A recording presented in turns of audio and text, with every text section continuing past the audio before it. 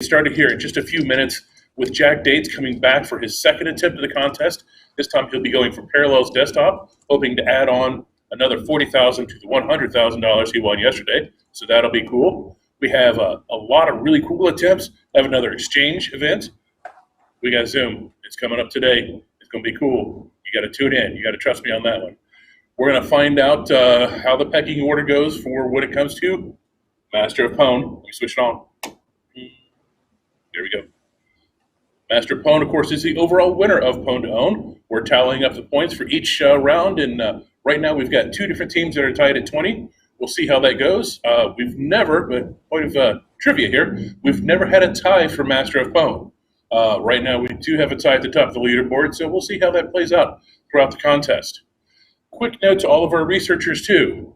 You may have heard that I have successfully sequestered our budget director in parts unknown. That means for each round, we're doing full payouts. So we had exchange yesterday, $200,000. That's in the server category. If it hits today, a full win, that's another $200,000.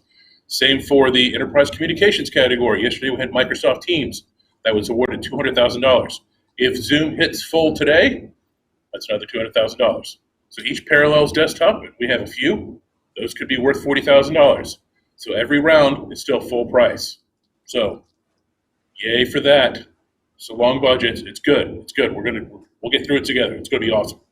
But we've got a great show coming up for you today. Also, in between the attempts, don't go away because we got some great content for you. Right before our Chrome attempt, which I think is about at 10:30. You check the schedule, check our blog. We got a great video coming up. Dragos Ryu from the CanSec West Conference talks about browser exploitation. So if you wondered how do you get into this, where do I start, how do I begin, this browser exploitation video is going to be great.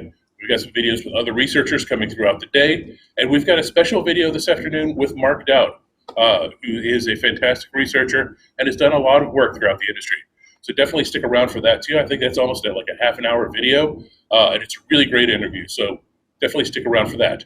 So in the meantime, Jack Dates is coming up first. He'll start here in just a couple of minutes. So hang tight with us. It's going to be a great day of Pwnage. Let's get to it. Thank you. See you there.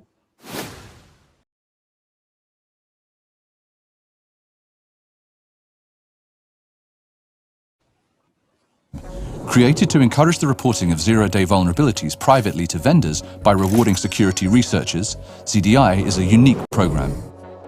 It incorporates the global community of independent researchers, augmenting our own internal research organization with additional zero-day vulnerability research and exploit intelligence. ZDI is also a top supplier of bug reports to Microsoft, Adobe, and ICS CERT. Bug reports submitted to the program are first verified by our own Trend Micro researchers. We don't publish any technical details concerning the vulnerability. However, once we confirm it, Trend Micro research creates protection, enabling our customers to mitigate attempts at its abuse. The bug report is also shared with the affected vendor, who has 120 days to produce a security patch to correct the issue. Once the vendor's patch is released, we publish our own advisory with additional details. Our disclosure policy ensures bugs will not be swept under the rug by the vendor. On top of that, as more and more bugs are reported, bonuses and top-up awards increase through a loyalty program similar to frequent flyer miles. Researchers are publicly credited for their work, both by the vendor and by ZDI, unless they choose to remain anonymous. The bounty program and research conducted by ZDI ultimately leads to more secure products, improved customer security, and takes potential weapons out of the hands of would-be attackers. Our annual PWN2OWN hacking competition has resulted in defense-in-depth improvements such as stronger sandboxes, reduced attack surfaces, and vulnerability-specific mitigations in popular web browsers. Without ZDI, many vulnerabilities would continue to remain hidden or be sold on the black market to be used for nefarious purposes. The Zero-Day Initiative is a key component in Trend Micro's world-leading insight into vulnerability and exploit intelligence. Trend Micro customers receive protection ahead of a vendor patch to aid in their defense until a fix is available. On average, over 2 months before the vendor issues a patch. That's if the vendor issues a patch at all. ZDI combines its mature bug bounty processes with modern thinking to deliver cutting-edge research and value to the researcher and practitioner communities alike. The work done by the Zero-Day Initiative makes the digital world safer for everyone. Gotcha.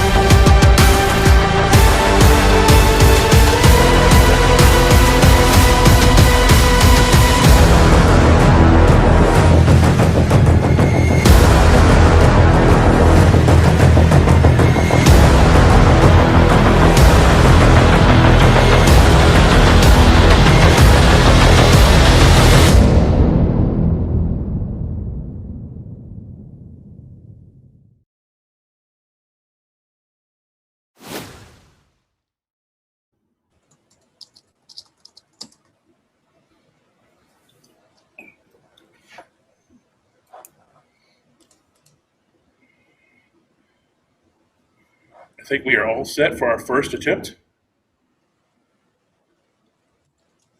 Yes, we are. Alrighty. Are you ready, Jack? Yep, let's do it. Alrighty. Okay. So Kevin, can you start the timer, please? Right. 3, 2, 1. Let's go.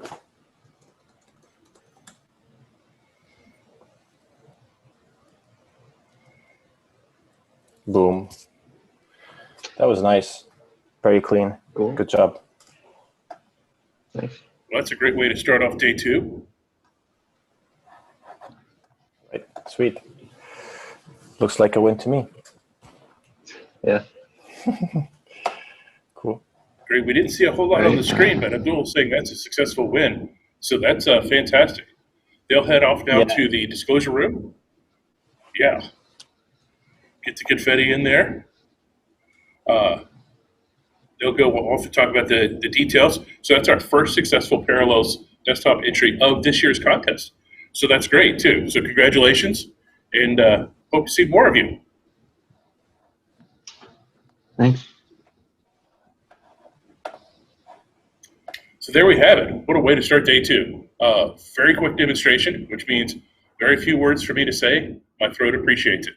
And we've got a couple things going on, so they'll head off to the disclosure room now. They'll go through all the details. Remember, this is a 0-day contest, so that means that we must not know about the exploit used, and the vendor must not know about the exploit used. Once all of that is taken care of, once all that is taken care of, we'll confirm the win. Follow us on Twitter @theZDI, and that'll post all of the success, fails, confirmed, etc. Get all the results there. Also, be sure to check out our blog, zerodayinitiative.com/blog. That's got the full schedule, and we're also updating that live with results throughout the day. So definitely hang out, go check that out as well.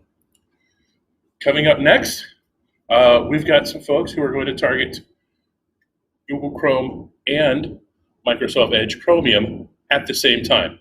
A double tap should be really, really interesting. That should be coming up. Let me check the schedule at 10:30, I believe. So check the schedule, make sure that we're on schedule now that we're on schedule. And check it on your phone if you need to. And yes, coming up at 10 o'clock. Don't listen to me, 10 o'clock, not 10:30. At 10 o'clock, Bruno Kite and Nicholas Baumstark of the Data Flow Security team will be targeting Chrome and Edge. So that should be a really interesting display as well. Until then, stay on the stream. Like I said, we've got a great video about browser exploitation coming up. You don't want to miss that. Great. See you then.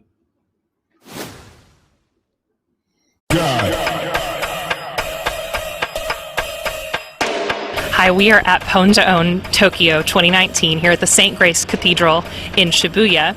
We are hacking IoT things. We are hacking mobile things. You might be wondering what it looks like inside. Let's go. And here we go. This is where the magic happens. Show me what you got. All of our attempts take place up here. We have an RF enclosure so that anything we do doesn't interfere with anyone else, and what they are doing in there can't be interfered with.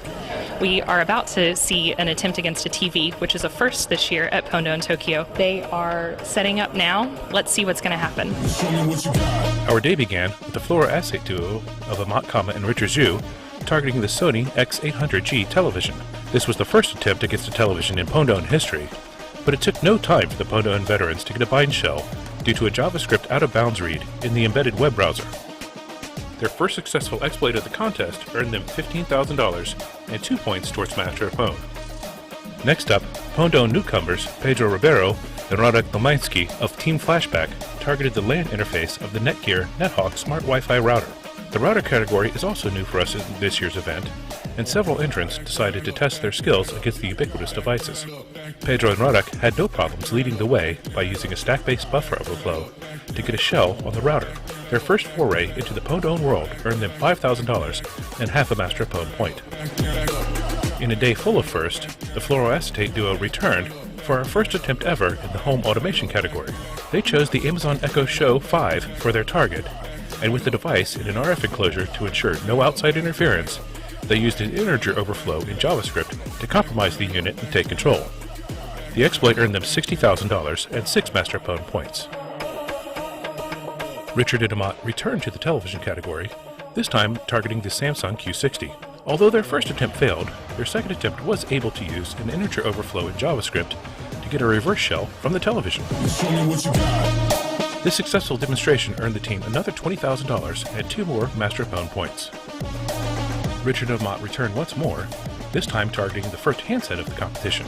They used a JavaScript bug that jumped the stack to exfiltrate a picture from the Xiaomi Mi 9. Once patched, this should prove to be an interesting write-up. They earned another $20,000 and 2 more Master Pwn points for their efforts. Next, the flashback duo of Pedro Ribeiro and Radek Domansky targeted the WAN interface of the Netgear Nighthawk Smart Wi-Fi router. Although their attempt took some time due to the device starting up, they were able to remotely modify the router's firmware such that their payload persisted across even a factory reset. That's pretty much the definition of persistence. They earned $20,000 and 1 more Master Pwn point for their successful demonstration.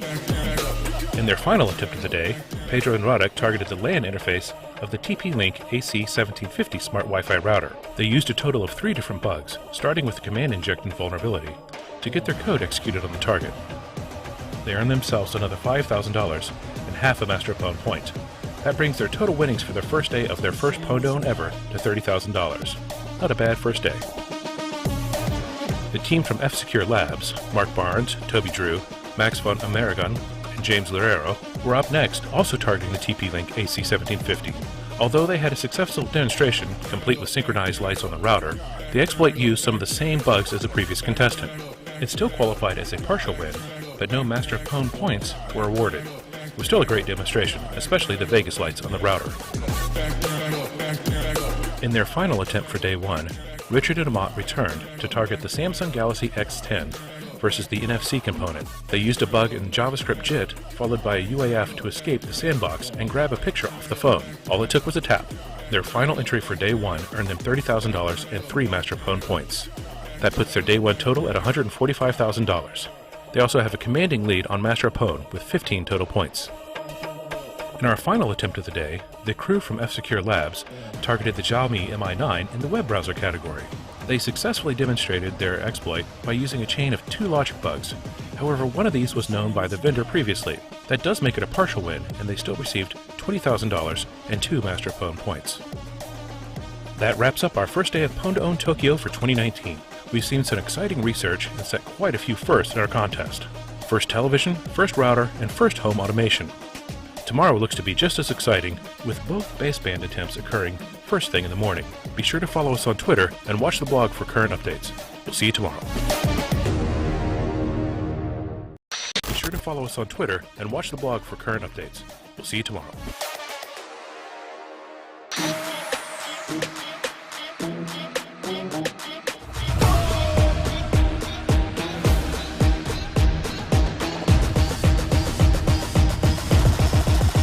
The money in the bank. The second and final day of PWN2OWN Tokyo 2019 is in the books, and much like day 1, some great research was put on display. The day began somewhat quietly as Team Fluoroacetate withdrew their entry targeting the baseband component of the Oppo F11 Pro handset. Instead, they moved straight to the Samsung Galaxy S10 in the same category. Their rogue base station used a Stack Overflow to push their file onto the target handset. A successful demonstration earned them $50,000 and 5 Master Pwn points. This is the 3rd year in a row the Samsung handset has been compromised via baseband. In their penultimate entry of the contest, Richard and Amat turned their attention to the LAN interface of the Netgear Nighthawk Smart Wi-Fi router. They were able to successfully demonstrate their research. However, their auth bypass had been used by a previous contestant's entry. This makes this attempt only a partial win.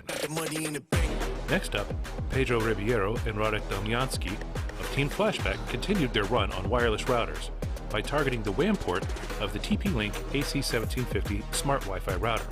They used a Stack Overflow combined with a logic bug to gain code execution on the device. This earned them $20,000 and 1 more point towards Master of Pwn. They wrap up their first PWN2OWN with a total of $50,000 and 4 successful demonstrations. We certainly hope this is just the beginning of a long and prosperous PWN2OWN career. The team from F-Secure Labs, which includes Mark Barnes, Toby Drew, Max Van Emerangen, and James Luderiero, began their second day of the competition, also by targeting the WAN interface of the TP-Link AC1750 smart Wi-Fi router.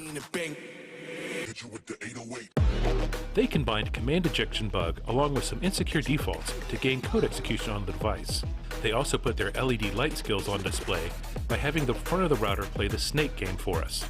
Style points aside, this successful demonstration earned them $20,000 and one more Master of PWN points.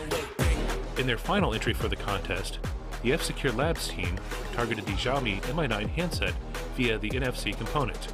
In order to exfiltrate the photo from the phone, they tapped it to their specially crafted NFC tag.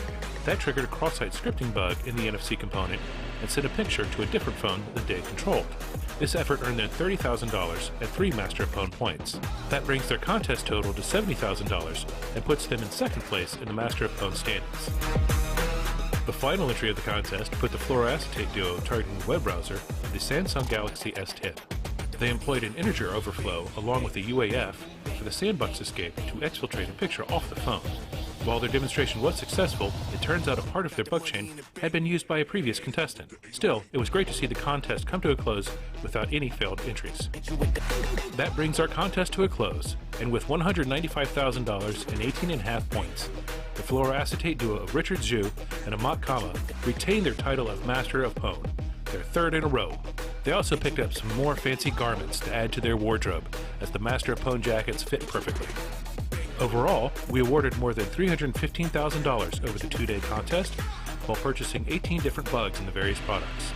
On-site vendors have received the details of these bugs and now have 90 days to produce security patches to address the bugs we've reported. That wraps up PWN Tokyo for 2019. It's been a great couple of days and we've seen some amazing research.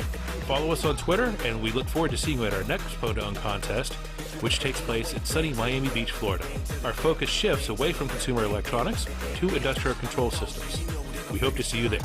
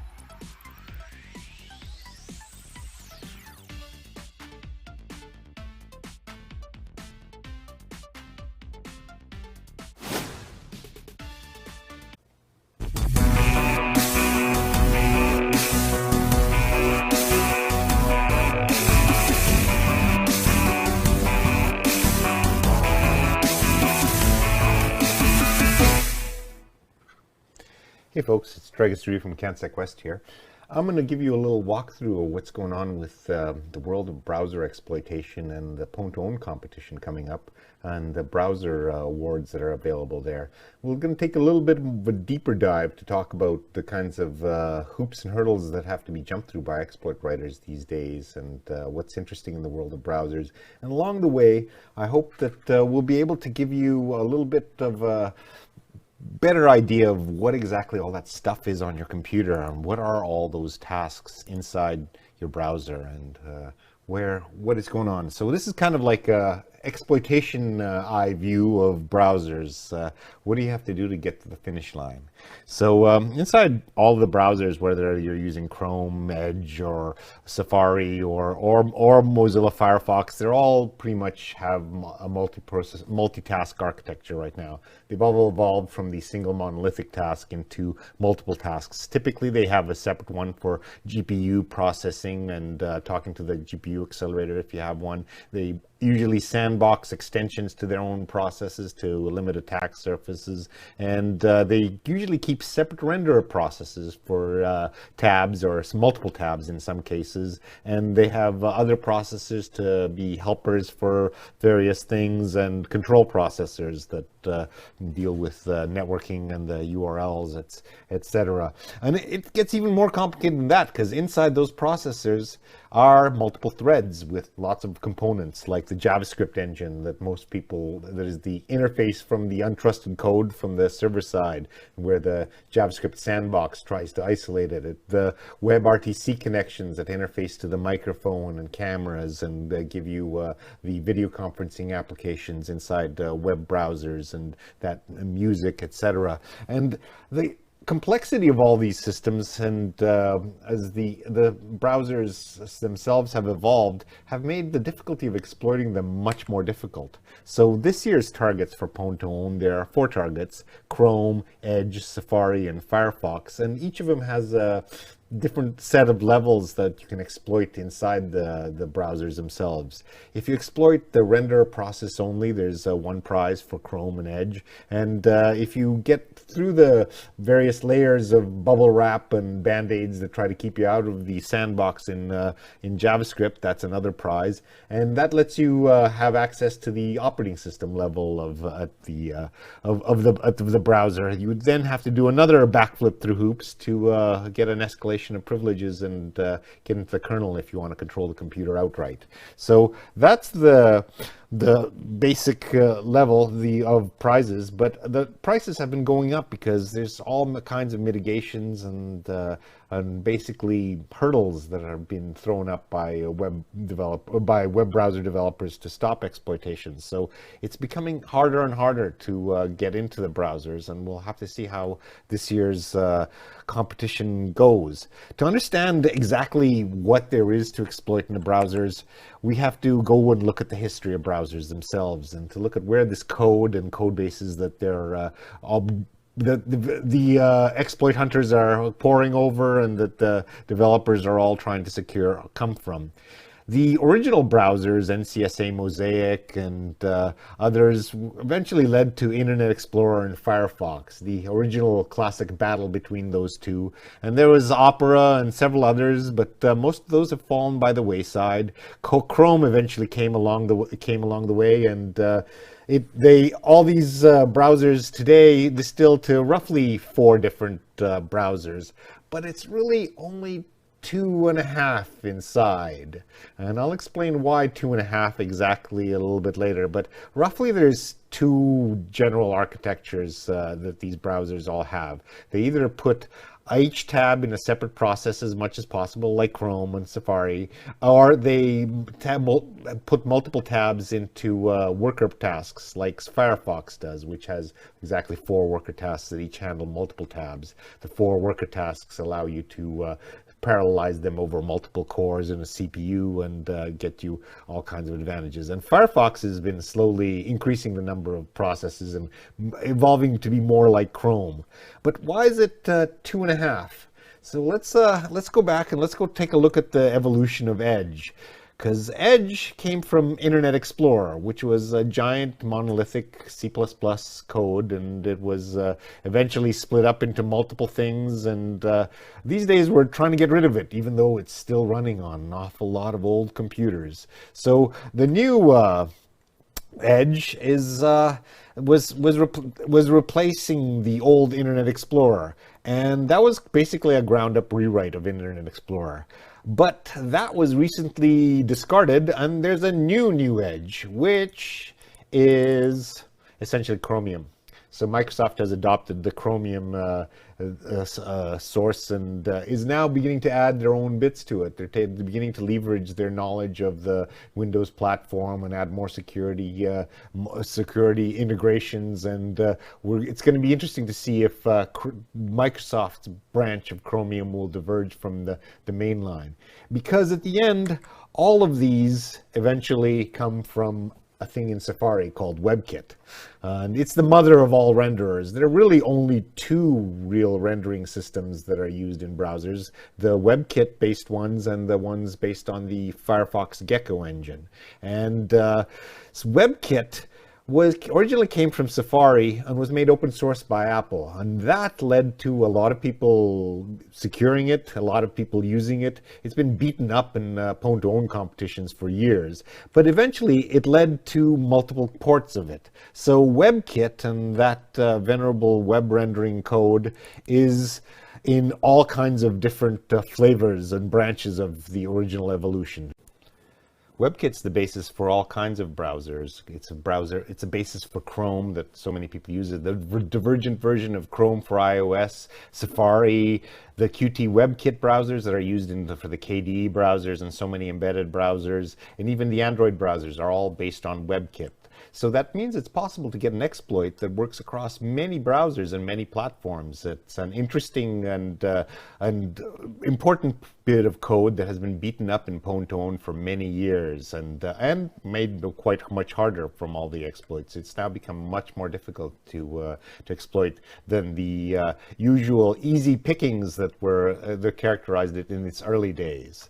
So let's go talk about the next evolutionary chain of browsers, and that's the Firefox browsers, which started out as a monolithic browser and then became multi-process over time. It now has a similar structure to Chrome and is becoming more like Chrome every day. It has one main process with GPU process. It puts extensions into one separate process, and then has 4 worker tabs that contain the Gecko engine. And the Gecko engine is used by other Mozilla products like Thunderbird. It's got a number of important components, most critically for this particular presentation, the SpiderMonkey engine, which is where the JavaScript runs and where the sandbox has to be put in and escaped. So that's the other evolutionary tree. Let's go and take a little bit of a deeper look at Chrome and what's going on there. This is the standard architecture diagram from the Chrome docs that tries to explain what goes on functionally at the inside the Chrome architecture, where you have browser tasks and renderer tasks. The renderer tasks take care of tabs. The browser tasks take care of coordination and communication. But the source doesn't look anything like this. The bits where you're going to be looking for bugs look a little bit like this, and you can see its prominent resemblance and heritage to the WebKit browser. But Google has changed various parts inside, and there's for instance, the new Blink rendering engine. So it's evolved from the same source, similar in many ways, but also different in many ways, with different mitigations and its own different ball of wax. Inside the code itself, however, it doesn't bear the same much relationship to what's actually in the processes and all those tasks on your computer. So here's a better description where roughly the small boxes correspond to threads inside of a process, and the colors correspond to tasks that are different. Processes that are different tasks. So you have the browser tasks, Zygote tasks, renderer tasks, GPU tasks, utility tasks. Let's take a look at these, each one in turn. The browser task is where all the fun is. This is the finish line if you're going to be exploiting the browsers, because this is where all the high privilege stuff happens. This is where the networking goes, the URLs get requested, the cryptography happens, the file system access. So this is the bit you have to get into if you're going to get to the The browser tasks or process holds the keys to the kingdom in terms of file, network, and cryptography access, but it's the finish line. The actual work for the exploit developers is in the next section of the code base called the zygote. And the zygote is arguably the most complicated part of the Chrome architecture. It contains lots of components, the bits of code, and it essentially spawns multiple processes as copies of itself in renderer process. The renderer itself is where the nitty-gritty of translating HTML and doing the JavaScript and rendering everything all happens for each tab or multiple tabs if Chrome is running out of room. And it's really the first place of the exploit writers have to look for code and to get through and to exploit. The renderer talks, if you have a GPU, to a graphics acceleration task, which does all the heavy lifting of the bitblets and moving bitmaps around the screen, video chunks, and does all that stuff to offload the CPU very quickly. And it's, again, only present if you have a GPU. For video, there's also another task, particularly for sound and video, the utility task that does all kinds of other little bits, like grabbing your webcam input and sending it out to Zoom or your microphone, or playing that super annoying loud web page that didn't mute the sound on entry on your speakers. So this is the overview of the overall tasks that you have to get through, but most of the time the code you control is in JavaScript, which is wrapped by another layer of protections. And the best metaphor I have for JavaScript is it's a layer of bubble wrapped in a giant ball of duct tape and band-aids to protect the code and the other bits of the browser from that code. The sandbox mitigations have been evolving over time, and it's been a continuous race and battle with the exploit developers coming up with evasions for the mitigations that keep pushing the bar for developing exploits higher and higher. Originally, it started out with the classic mitigations like address space randomization and heap hardening, locking down legacy interfaces, but exploit developers found ways around that, so that led to a new set of mitigations and other additions to that list.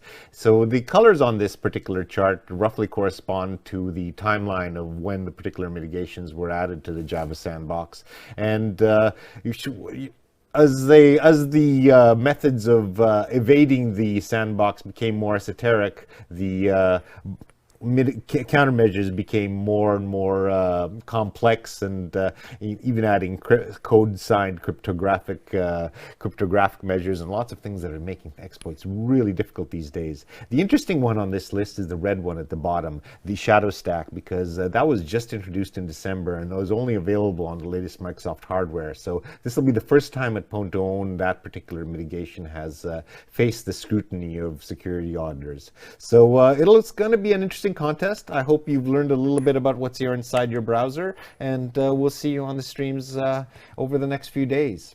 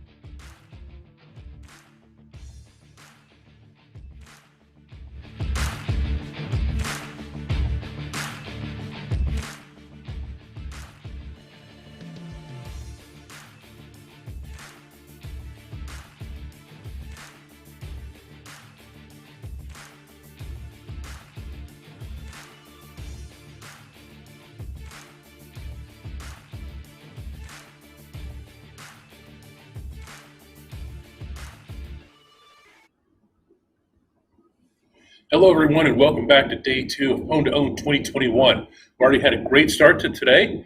Jack Date successfully demonstrated his exploit against Parallels Desktop. He won it. We confirmed that. That was 3 bucks he used to earn himself $40,000, 4 more points towards Master of Pwn. His 2-day total is now at $140,000. That's a pretty nice contest for him. First-time contestant, so congratulations.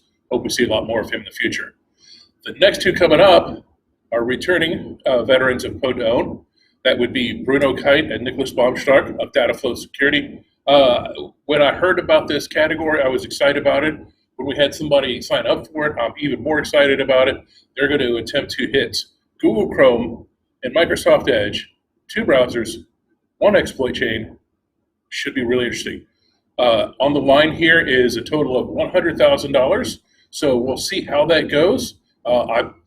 I'm not going to make you wait any longer. Let's get straight to the attempt. I'll hand it over to Abdul north of the border. Take it away.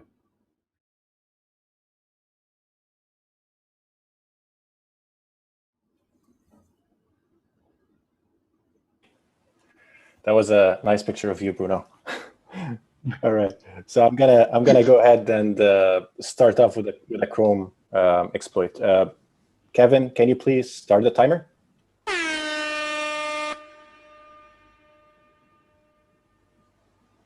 Alrighty.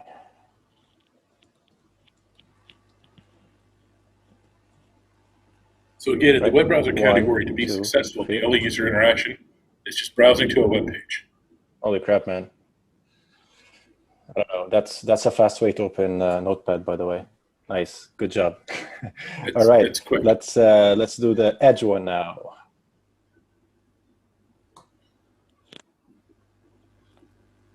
So we have a successful Chrome demonstration. Now let's browse to that same website from Edge and see what happens. Same exploit. 3, 2, 1. Nice. Look at that bad boy. Good job, man.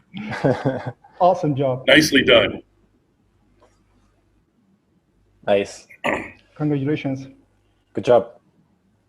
Congratulations. Thank you, guys. You know, Bruno's, I looked at Bruno's Twitter bio. It said washed up researcher. I don't think that's entirely true anymore. That was some great demonstration. So 1 exploit, 2 web browsers. Wow. Again, only user interaction was browsing to the web page that was attacker controlled. So browse and own both those browsers. So that's great. They head off to the disclosure room now to talk about all the details of it. And it'll take a little bit longer because we've got multiple vendors. We had to verify with Google. We got to verify with Microsoft.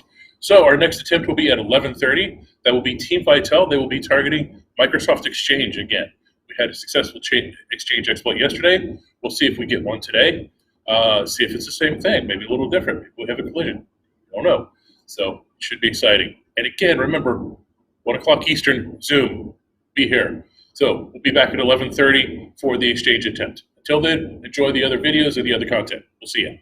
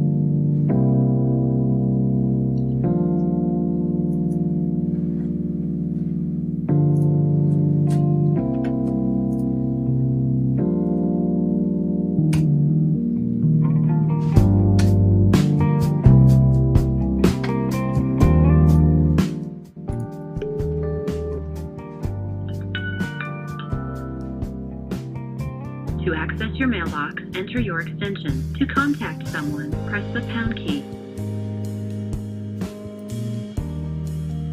Use the keypad to spell the name of the person you're calling, last name first, or to spell the part of their email address that comes before the @ sign, press the pound key twice. If you know the extension, press the pound key. To speak to an operator, press *. Enter the extension of the person you're calling. To cancel, press the * key. Connecting you to Attacker 1. To leave a message instead, press the pound key. Please leave a message for Attacker 1. After the tone, please record your message. When you finish recording, hang up or press the pound key for more options. Boo!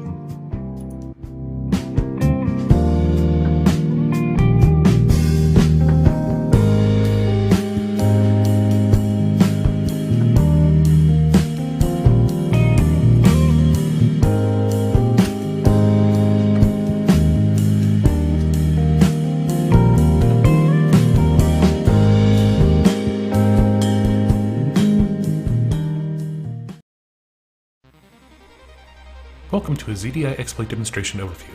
This video covers a remote code execution bug in the Microsoft Exchange server.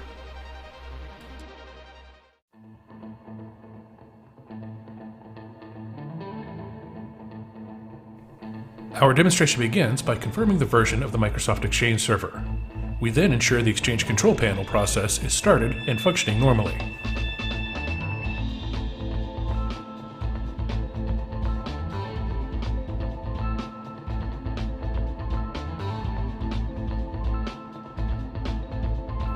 A quick check of the other processes running on the target server shows nothing abnormal.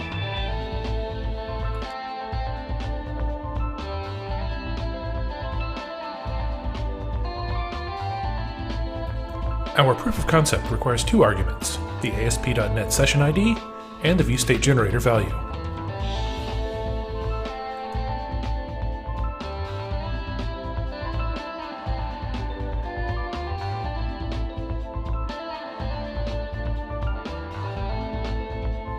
To get this information, we connect to the Exchange control panel via a web browser and hit F12 to open the Developer Tools window within the browser.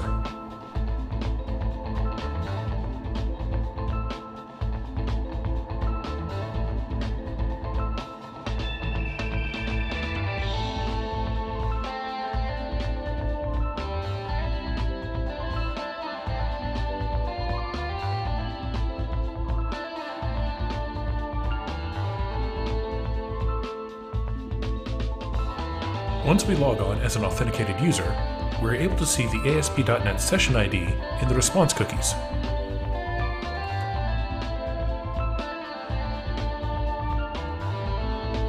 We copy that value for use as the first argument in our proof of concept.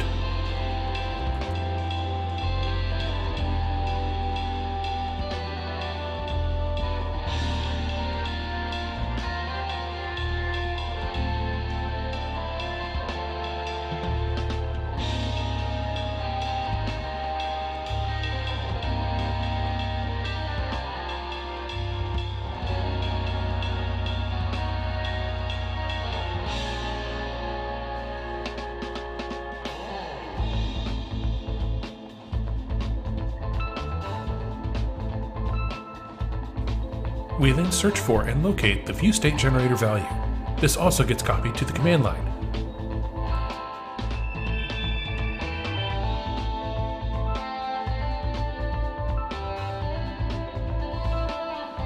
With both arguments and the help of LISO serial, we are able to URL encode our remote code execution, which should start calc.exe on the target server. We can then copy and paste that payload into our browser.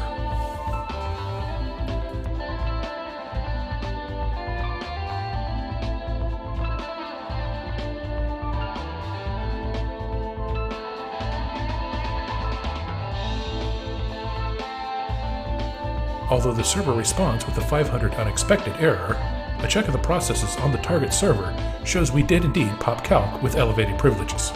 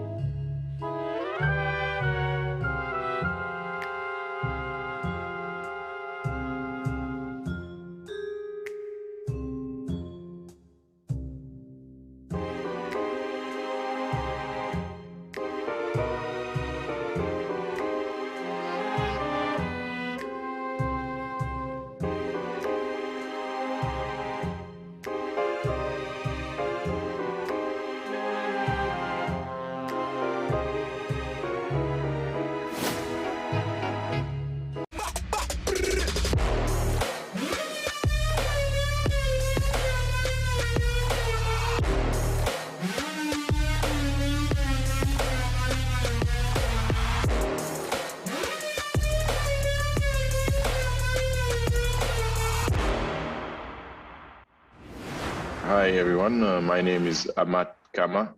I'm a security researcher, and my main focuses are, exploitation and reverse engineering.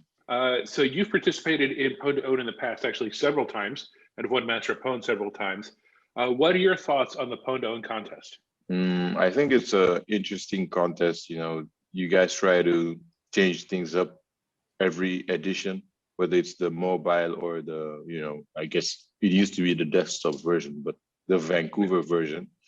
And I think it's, for people interested in, having goals, some like technical challenges in hacking and some goals associated with those, and some goals associated with those challenges. So PWN2OWN is like a nice thing to aim for, where, you have this contest and then you can work on a target and go and, have your exploit attempt to target these different applications or whatever. And, it's interesting, I think. Have you taken a look at this year's contest? Are there any targets that stand out to you? Yeah, I looked at the target list. I think, as always, it's always interesting to see Hyper-V on that list, ESXi, but also I see that you guys added Microsoft Teams, Zoom. So that's also interesting stuff. And of course, as always, the automotive stuff is nice to see. Yeah, I'm sure that's nice of you, especially since you and your partner were able to hack the Model 3 a couple of years ago. Are you expecting to see the Model 3, someone attempt to hack the Model 3 this year, or do you think that was just a single point in time and you were it? I mean, I'm hoping that somebody hacks it, but I don't know how feasible it's going to be right now, especially, since people can't be doing stuff on site. I don't know if people are even motivated to target it, but I'm hoping to see somebody go after it. Well, we're certainly hoping someone goes after it as well. When someone says PWN, what's the first thing you remember from one of your previous contests? One of the first things I remember, it'll probably be, the moment before they start the clock and you run your exploit. I remember your first PWN was with, I remember, as I remember, it was Chaitin, right? Do you remember that? Yep, it was with Chaitin. Yeah, that was the first time we all met. And I remember you basically were involved in the VMware exploit, that the heap overflow one, remember? And that one got burned like a couple of days back. So how did that feel, basically, to have your exploit burned like a couple of days before the contest? Plus, how did that shape your following participations in the next PWN contests? Like, how did that go, basically? I think that was a eye-opening experience, I guess. Maybe I was a little too naive. The bug was in a component that basically I looked at just because I saw a previous exploit somewhere around. So I guess it was a pretty naive attempt on my part. And I guess that shaped it in a way that, for the future, I mean, for the subsequent PWN2OWN participations, I was looking for stuff that probably other teams wouldn't find, or did components that I was trying to, that I was guessing that other people wouldn't look at. So yeah, I think it was a nice learning. It was unfortunate, but it was a pretty good lesson. Which is interesting, because you mentioned you had to look for things that probably people will not find easily, or go deeper somehow, or something like that, right? And that brings me to the question of, like, usually when you're looking into a target, do you just approach it from a static dynamic analysis, or do you actually fuzz the target? Just pivoting a little bit more towards a technical discussion here. So usually it would just be static. I mean, I'd just try to map out the attack surface. Maybe it's an exercise of imagining different ways that, this target can be attacked. So if it's for example, a VM, the idea would be, how does the guest communicate with the process that's outside, all the different ways they interact. So I would try to map that out And then after that, I would decide on a component that's probably complicated. So yeah, usually it's first, mapping it out and then looking at the code, identifying interesting parts. And if I see that the code looks complicated, then I'll maybe, put a debugger there, try to write some code to reach different parts and then reverse some more. That's the kind of stuff. Usually the dynamic part would be, in the early stages at least, the dynamic part would be for, identifying reachability of certain code paths. Got it. I remember we had like a brief discussion back in Vancouver when you demonstrated the XHCI exploit in VMware.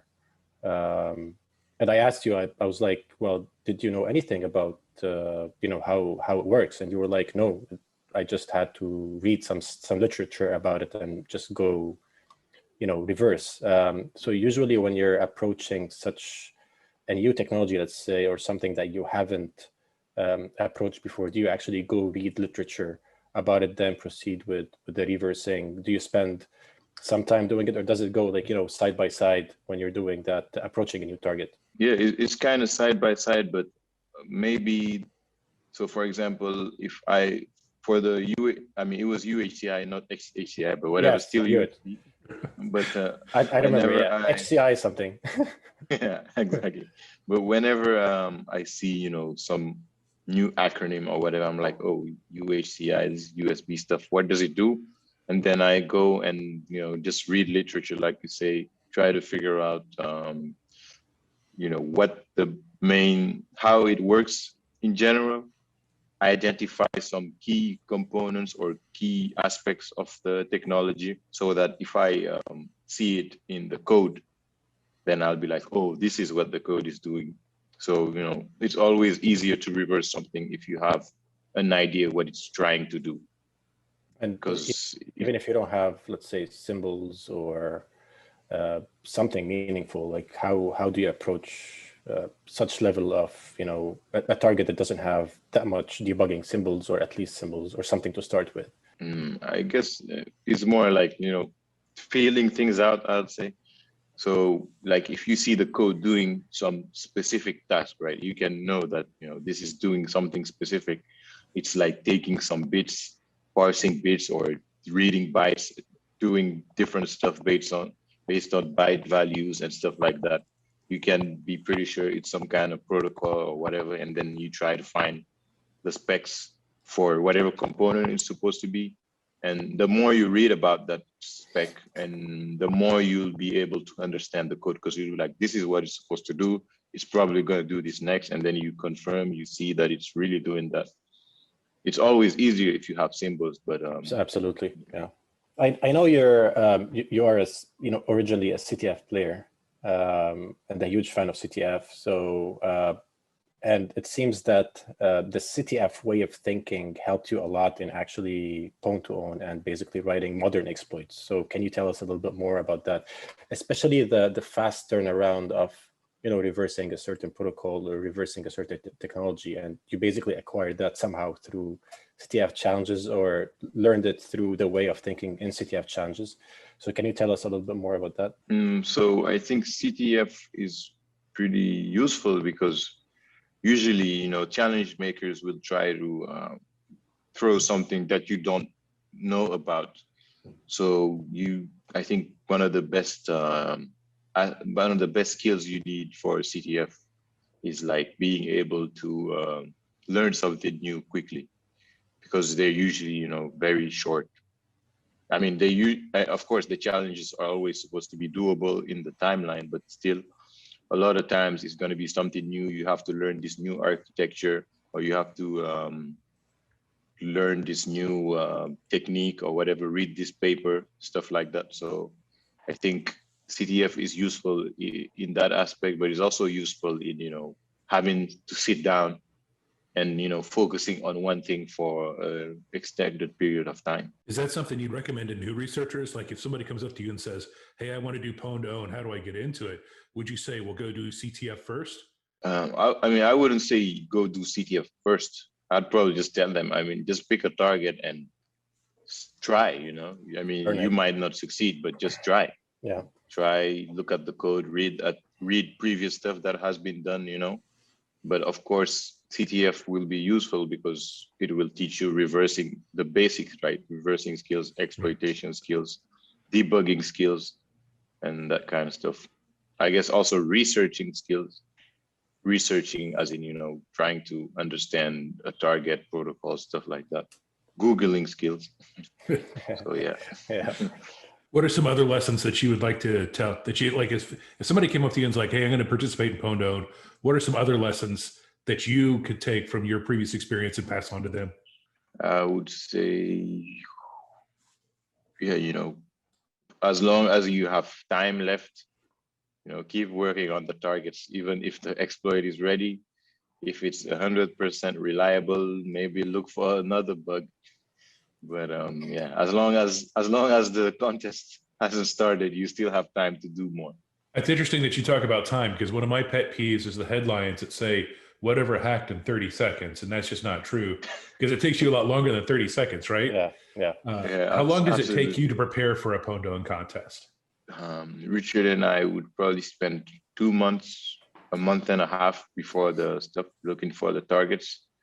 And I mean, sometimes the target can be hacked in a week. Sometimes it takes a whole month to find anything useful. Yeah, so yeah, I mean, I guess it's also unfair, you know, just to say, you know, you started before, because all the knowledge that you had prior also counts, right? Right. Whatever you learned before looking at a target is also useful in, you know, doing the work. So it's kind of unfair to say, oh, it took you only a month to do, but sure, but you know, you've been doing this stuff for years. So kind of shifting gears just a little bit, let's talk about some fun stuff. So you've won quite a bit of money off of us. So, I mean, you've earned it. We're happy to pay it to you. What's like the funnest thing that you've purchased with like PWN2OWN winnings? Did you get a new surfboard? I know you like to surf. Did you get a, like, what's the silliest, funnest thing you bought with PWN2OWN winnings? Funnest thing I bought with PWN2OWN winnings? I don't know. I don't usually spend too much money on the like crazy fun stuff, but yeah, I did get a surfboard. Surfboard? Okay. I did get a surfboard. Yeah. Hey, I don't surf at all, or at least I haven't for many 2 decades to talk about. But that's cool. What else are you into other than surfing, basically? I play video games. Recently, I started learning to draw, you know, so that's also pretty interesting. Nice. That's cool. Yeah. Sports, some basketball sometimes. I know you like boxing as well. Yeah, but I kind of retired from that. You know, it's not good for the brain.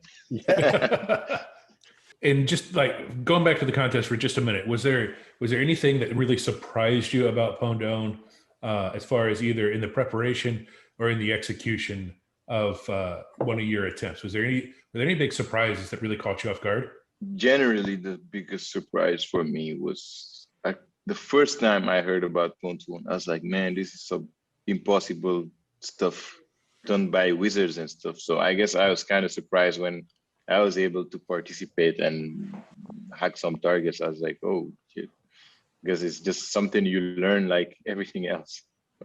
Exactly. So I guess that was kind of surprising in the sense that at some point I was like, no way I'm ever going to do something like this. Is there something in the current target list that you actually would love to see, you know, getting popped, for example? For sure, I would love to see Hyper-V getting hacked there. I would love to see ESXi. I would love to see Teams or Zoom. I'm still waiting for ESXi exploit, by the way. Ever since you made me set up that server. Do you still have it? We still have it. We still have it. I Nice. can't believe we actually shipped it all over to Vancouver. And I remember I was actually working, updating the server and stuff. Yeah, I remember. Hoping that you would do it me every day. Yes. Every day you'd remind me that you're setting it. Yeah, we still have it. Still waiting for you. So someday. Yes. Nice. Well, any plans to participate in a future contest? Will we see you back? Maybe a comeback at some point, but kind of retired right now. Come on. We'll play your theme song from LL Cool J. Don't call it a comeback, and Exactly. Yeah. get Nice. your good stuff logging in. Okay, last question for me will be a fun one. What's your favorite snack when you're reversing? Or drink. Or drink. Yeah, I mean, I usually don't eat anything, but I drink some tea. Different kinds of tea, green tea or black tea, oolong tea. Yeah, just a bunch of different tea, Usually when I'm stuck, because when I'm not stuck, I forget about snacks or drinks. The last one is there anything that basically you want to tell the newcomers, basically whoever want to get into reversing and exploitation, especially that you are from Senegal, so basically a lot of people from Africa definitely want to get into that somehow. So what would you actually recommend for them to start with, or to do, basically, to get into the space? I guess in general, it would be somebody interested in reversing or whatever, but still there has to be targets that interest them more. And I think they should just go at whatever target interests them more and just, keep trying it. I mean, if you only have, a month to work on it, just spend a month. If you don't make it, you'll at least learn a lot of stuff for the next edition. So the biggest advice is just go at something that you are interested in and just keep looking, man. Keep looking. I mean, it's easy to know that. I mean, with code, it's easy to find more to look at, right? You looked at this part, okay, didn't find anything, look at the next part. Just keep looking. Yeah, well, exactly. Ahmad, I want to thank you for your time. I want to thank you for your participation in previous contests.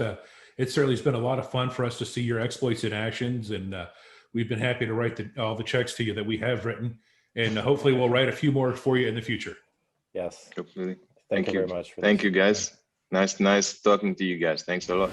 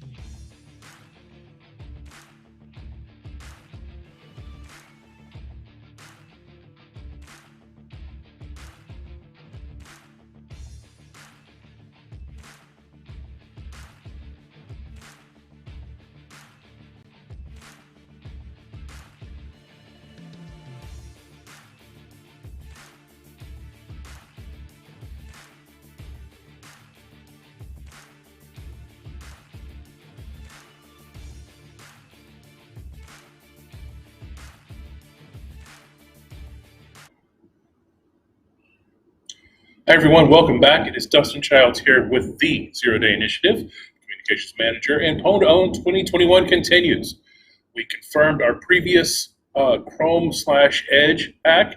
That was great. It was a renderer exploit that hit on both browsers. So $50,000 for the one and $50,000 for the other. That's $100,000. Brings our event total now up to $710,000 we've awarded over the 2 days.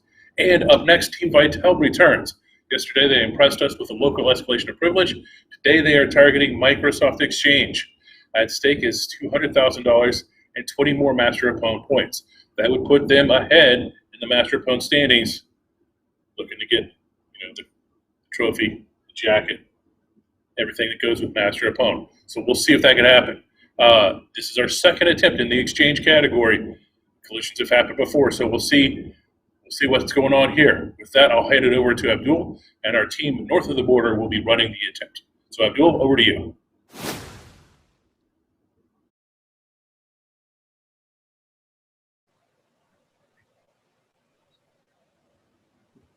All right. Okay. KP, Kevin, can you share this? Can you show the sharing?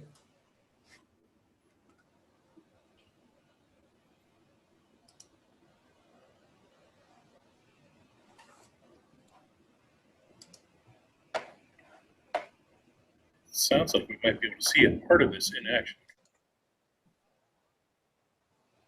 Right. So as you guys can see, this is Exchange 2019. Now we're going to shortly switch to the attacker machine. Kevin, can you stop sharing now, please?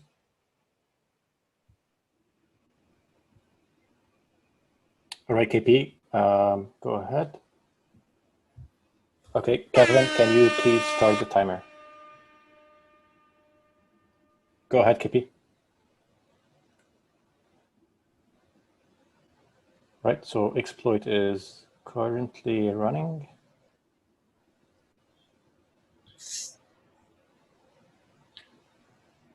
So how long will this take, Vitel?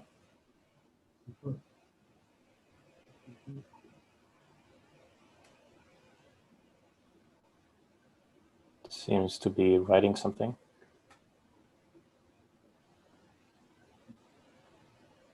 As a reminder, they've got 5 minutes to demonstrate their exploit. Snap. Oh, snap. This actually... There's some smiles. Yeah. That's fine, right? 1 second. We're just... Okay, are you ready to share, KP? Yeah, this one like output of like who am I? Okay. Can you share the screen, please, Kevin?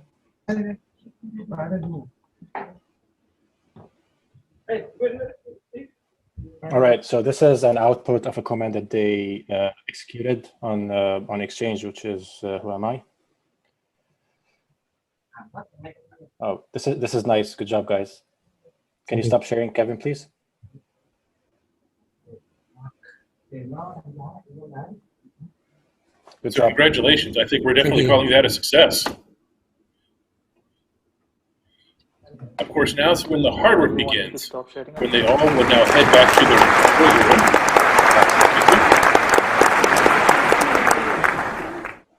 room. Thank you. If you haven't guessed, Kevin is our producer as well, not just our magical screen share in the sky. Now the hard work begins. Now they head back to the disclosure room where they'll detail the bugs with both the ZDI team as well as Microsoft. And again, we are a true zero-day contest. So for it to be a success, it has to be unknown both to us and to the vendor. Sometimes it goes a little bit unexpectedly. So it was a great demonstration. We hope that it's fresh bugs and totally new. Again, $200,000 on the line. We'll see. Next attempt is at 1 o'clock, and it is Zoom Messenger. I cannot overstate. This should be a fun one to watch. So definitely tune in for that. Tune in right before it as well. We'll have an interview with some folks from Zoom as well, so they can talk about their participation in PWN2OWN and why they chose to be one of our sponsors this year, partner with us. So we're very happy to have them on board as a partner, and it was a great conversation I had with the folks at Zoom. So definitely tune back in for that. Again, follow us on Twitter at the ZDI. That's where I'll confirm what we just saw. success, failure, duplicates, collisions, big money, no money, little money. We'll see right there. And also check out our blog, zerodayinitiative.com/blog. We'll be updating with live results throughout the contest.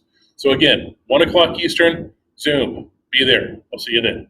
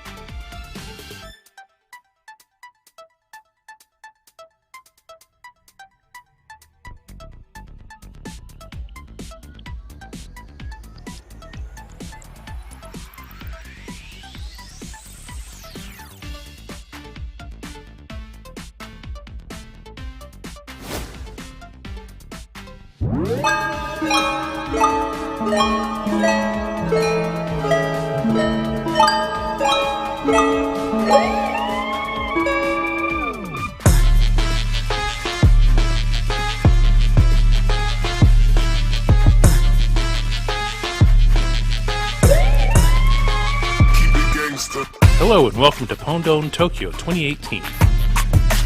We have over $500,000 available in cash and prizes in this year's contest. Today, we've got 3 different groups of contestants going after 11 targets across 3 categories. Let's get started. Our day began with Fluoracetate, the team of Amat Kama and Richard Zhu, successfully exploiting the Xiaomi Mi6 handset via NFC. Using the Touch to Connect feature, they forced the phone to open the web browser and navigate to their specially crafted web page. During the demonstration, we didn't even realize that action was occurring until it was too late. In other words, a user would have no chance to prevent this action from happening in the real world. The web page used an out-of-bounds write in WebAssembly to get code execution on the phone. This started off the contest great, with $30,000 awarded and 6 Master of PWN points. Next up, the team from MWR Labs, which consists of Georgi Gishev, Fabi Bertecki, and Rob Miller, also targeted the Xiaomi Mi6. When the phone connected to their Wi-Fi server, they forced the default web browser to navigate to a portal page, much like joining the Wi-Fi at a coffee shop. Then, they chained additional bugs together to silently install an application via JavaScript, bypass the application whitelist, and automatically start their application.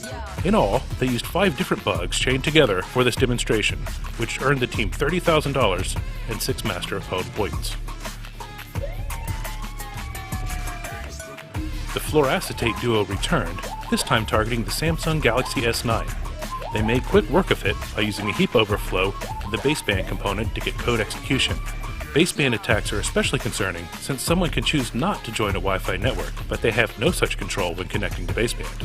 The work they showed earned them another $50,000 and 15 more Master of PWN points. Next up, Amat and Richard returned to the short distance category. This time, they were targeting the iPhone X over Wi-Fi. They used a pair of bugs, a JIT vulnerability in the web browser, followed by an out-of-bands write for the sandbox escape and escalation.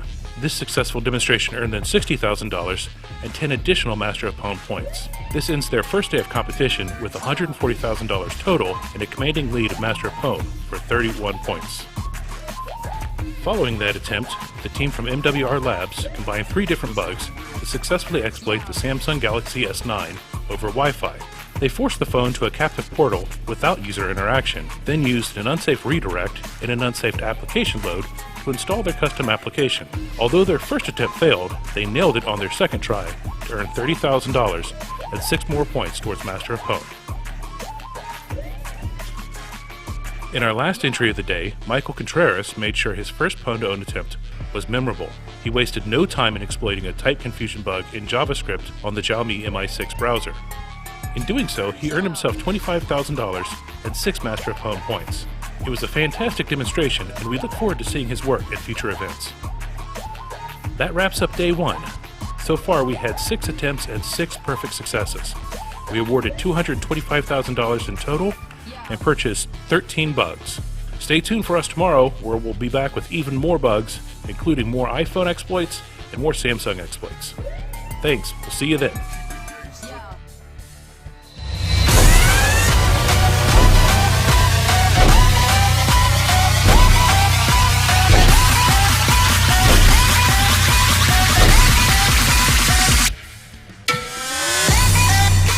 Hello and welcome back to the second day of PWN2OWN Tokyo 2018. Today we have 5 additional attempts. We'll crown a Master of PWN and see some great research.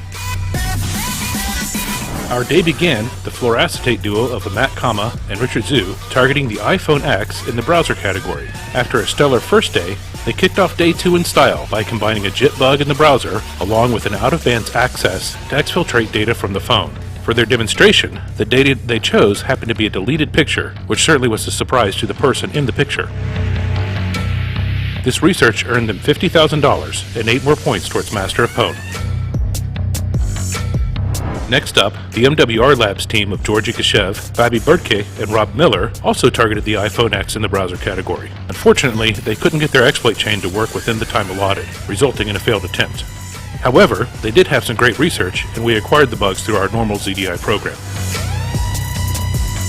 Following that, the fluoracetate team returned, this time targeting the web browser on the Xiaomi Mi6. They continued their successful pwn by using an integer overflow in the JavaScript engine to exfiltrate a picture from the phone. They earned themselves another $25,000 and 6 more points towards Master of Pwn.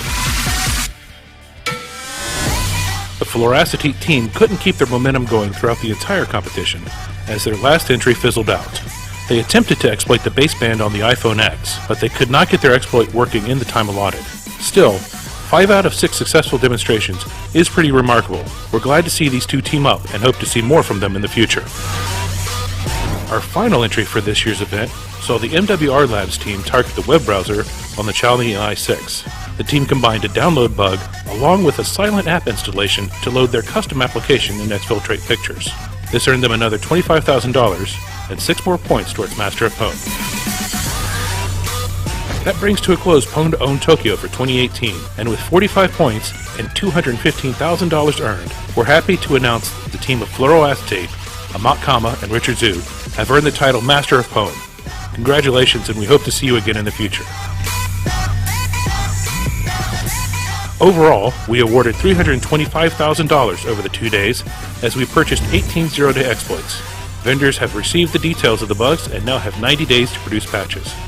It's been a great 2 days in Tokyo, and we hope to see you at our next PWN2OWN contest, which happens in Vancouver in the spring. See you then.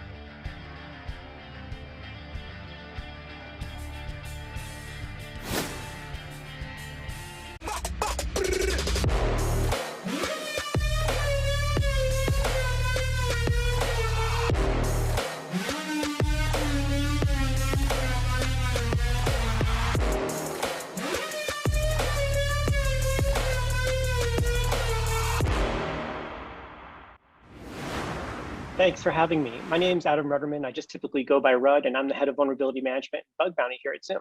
My job basically means I have three functions at Zoom. First off, I oversee our product security incident response team, our PSERT. I oversee our bug bounty program, and I oversee parts of our vulnerability management program. It's a pretty exciting and busy job. Yeah, sounds like it. What are your thoughts on the PWN2OWN contest in general?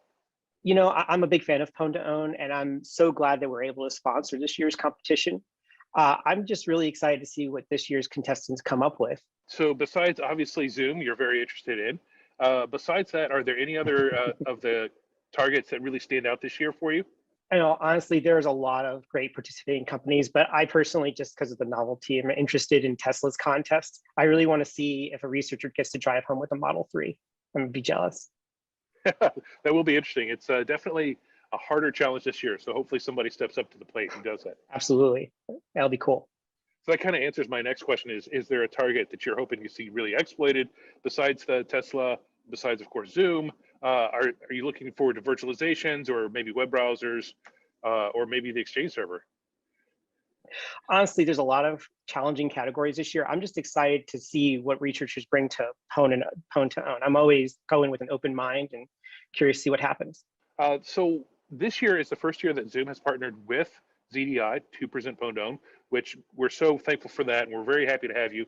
Why did Zoom decide to partner with ZDI this year for the PWN2OWN event? You know, here at Zoom, we're committed to enhancing the security of our platform, and PWN2OWN is a great opportunity for us to participate in a community event and to continue to broaden our relationship with the security community. So when the opportunity to participate in PWN2OWN came up, we jumped on it and said yes immediately. Cool. What does Zoom really gain from participating in PWN2OWN? Frankly, I think the answer for that is true for all the participants, and it really helps us set and raise the bar for security across the entire internet. I think this is a really great event and serves an important role in increasing security awareness around the globe. So I know this isn't the only thing Zoom does to engage with security researchers. What are some of the other initiatives that you have to work with researchers around the world? Well, as you might imagine, our security team has been growing, and we have a really robust bug bounty program in place to award researchers for what they find. We've been excited by the changes we've made to increase the scope of our program and the payouts so far. And we have quite a few events planned through the rest of the year for our new researchers and our existing researchers to help deepen how much they can test and how they participate and engage with Zoom as a company. That's awesome. I'll be looking forward to seeing some of those as you announce them. Without giving away too many of the details, what are some of the latest security initiatives that you have? I know you talk about you've increased security of Zoom over the last year, couple of years. Can you touch on what some of those enhancements have been? Yeah, absolutely. So we've accomplished a lot in the last year. First off, we've enabled 256-bit AES GCM encryption and end-to-end encryption in the product. We also improved the meeting defaults for passcodes, waiting rooms, and limited screen sharing. And we also offer customized data routing for geography for data in transit, among a lot of other things.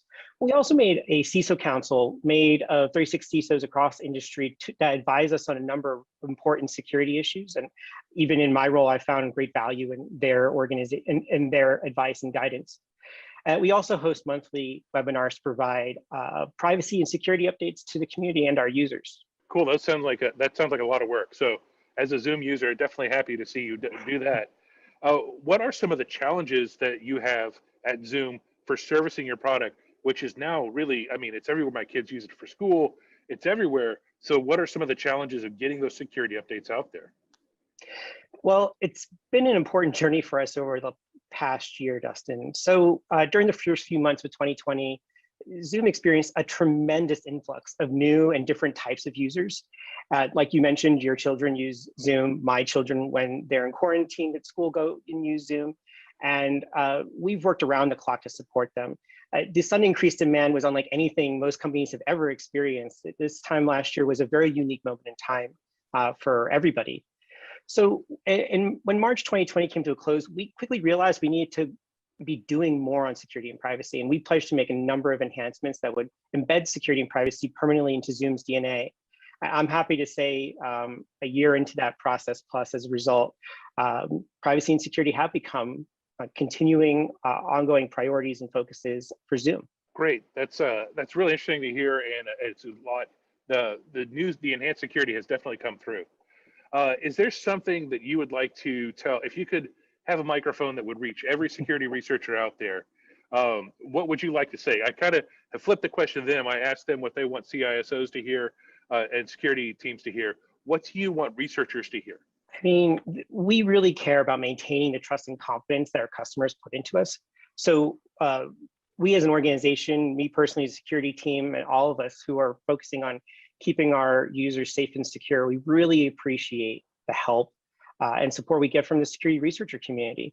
So my answer to that is simple. If you think you've discovered a security vulnerability in our products, let us know, and we're happy to work with you and pay a fair bounty and help coordinate disclosure. Cool. Well, thank you so much for taking time to talk to me, Rod. I really appreciate it. And I'm sure we'll be talking throughout the contest. Thanks so much, Justin. Excited to be here. Take care.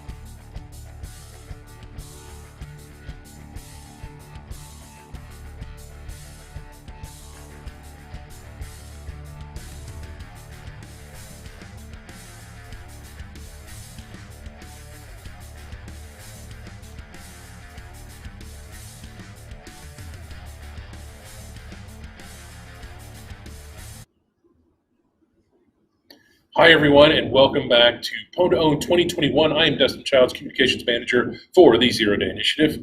Our last event just kind of wrapped up. We confirmed it was a partial success. The Team Vitel had used some bugs that had been previously reported in the contest, so not quite a full win. Like I said, that disclosure room is where the real hard work can happen. But up next, we've got the really interesting one, Zoom Messenger. And I'm going to apologize to these guys right up front. Wasn't given an enunciation guide, so I'm about to mispronounce your names poorly. So Dan Cooper and Fidj Alchemedi, from Computest. They will be targeting the Zoom Messenger. I hope we get a really good look at it. We've been talking about how to display it on the stream. So I'm really excited to see what they're able to do. $200,000 is on the line, 20 points towards Master of PWN. Let's not wait any longer. Abdul, I hand it over to you. All right. Nice picture of you too, by the way. All right, so what we're going to be demonstrating today, we're going to be showing the victim machine. There's going to be a bunch of messages sent to the Zoom client. This is going to be a zero-click exploit. In the end, hopefully we're going to see a calc. Vincent, now, Kevin, can you start the timer, please? Oh, show the... Well, Kevin, okay. 3, 2, 1, go.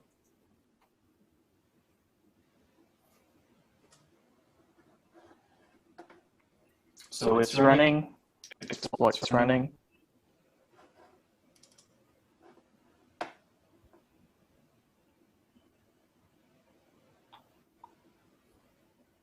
We're at the uploading part.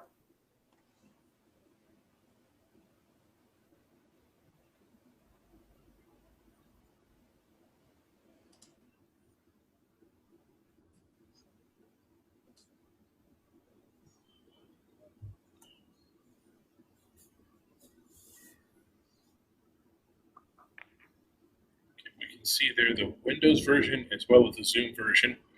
Those are both the most recent versions. All of the operating systems and applications we use in PWN2OWN are the most recent, up-to-date, fully patched versions. Finished uploading. There we go. We have some movement.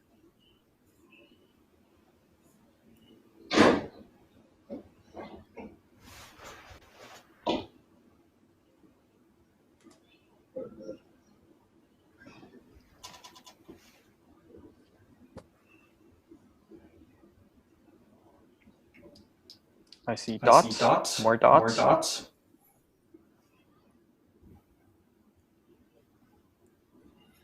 If that's on the screen, we're doing well. If that's just in your field of vision, you might want to consult a doctor.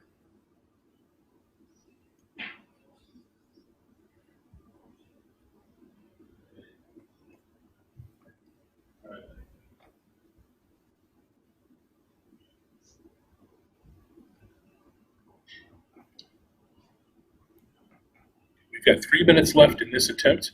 Again, we have 3 attempts within a 20-minute time span, each of 5 minutes to demonstrate code execution. In this case, against the Zoom Messenger. More overflowing. Okay. More action.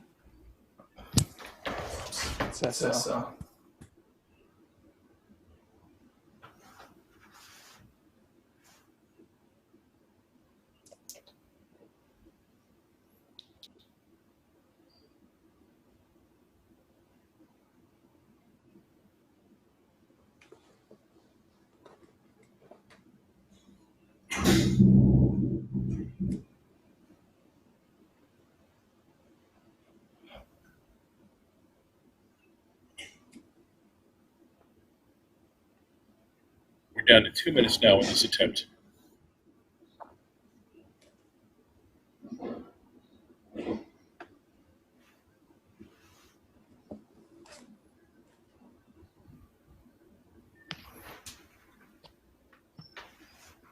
Any updates from your side?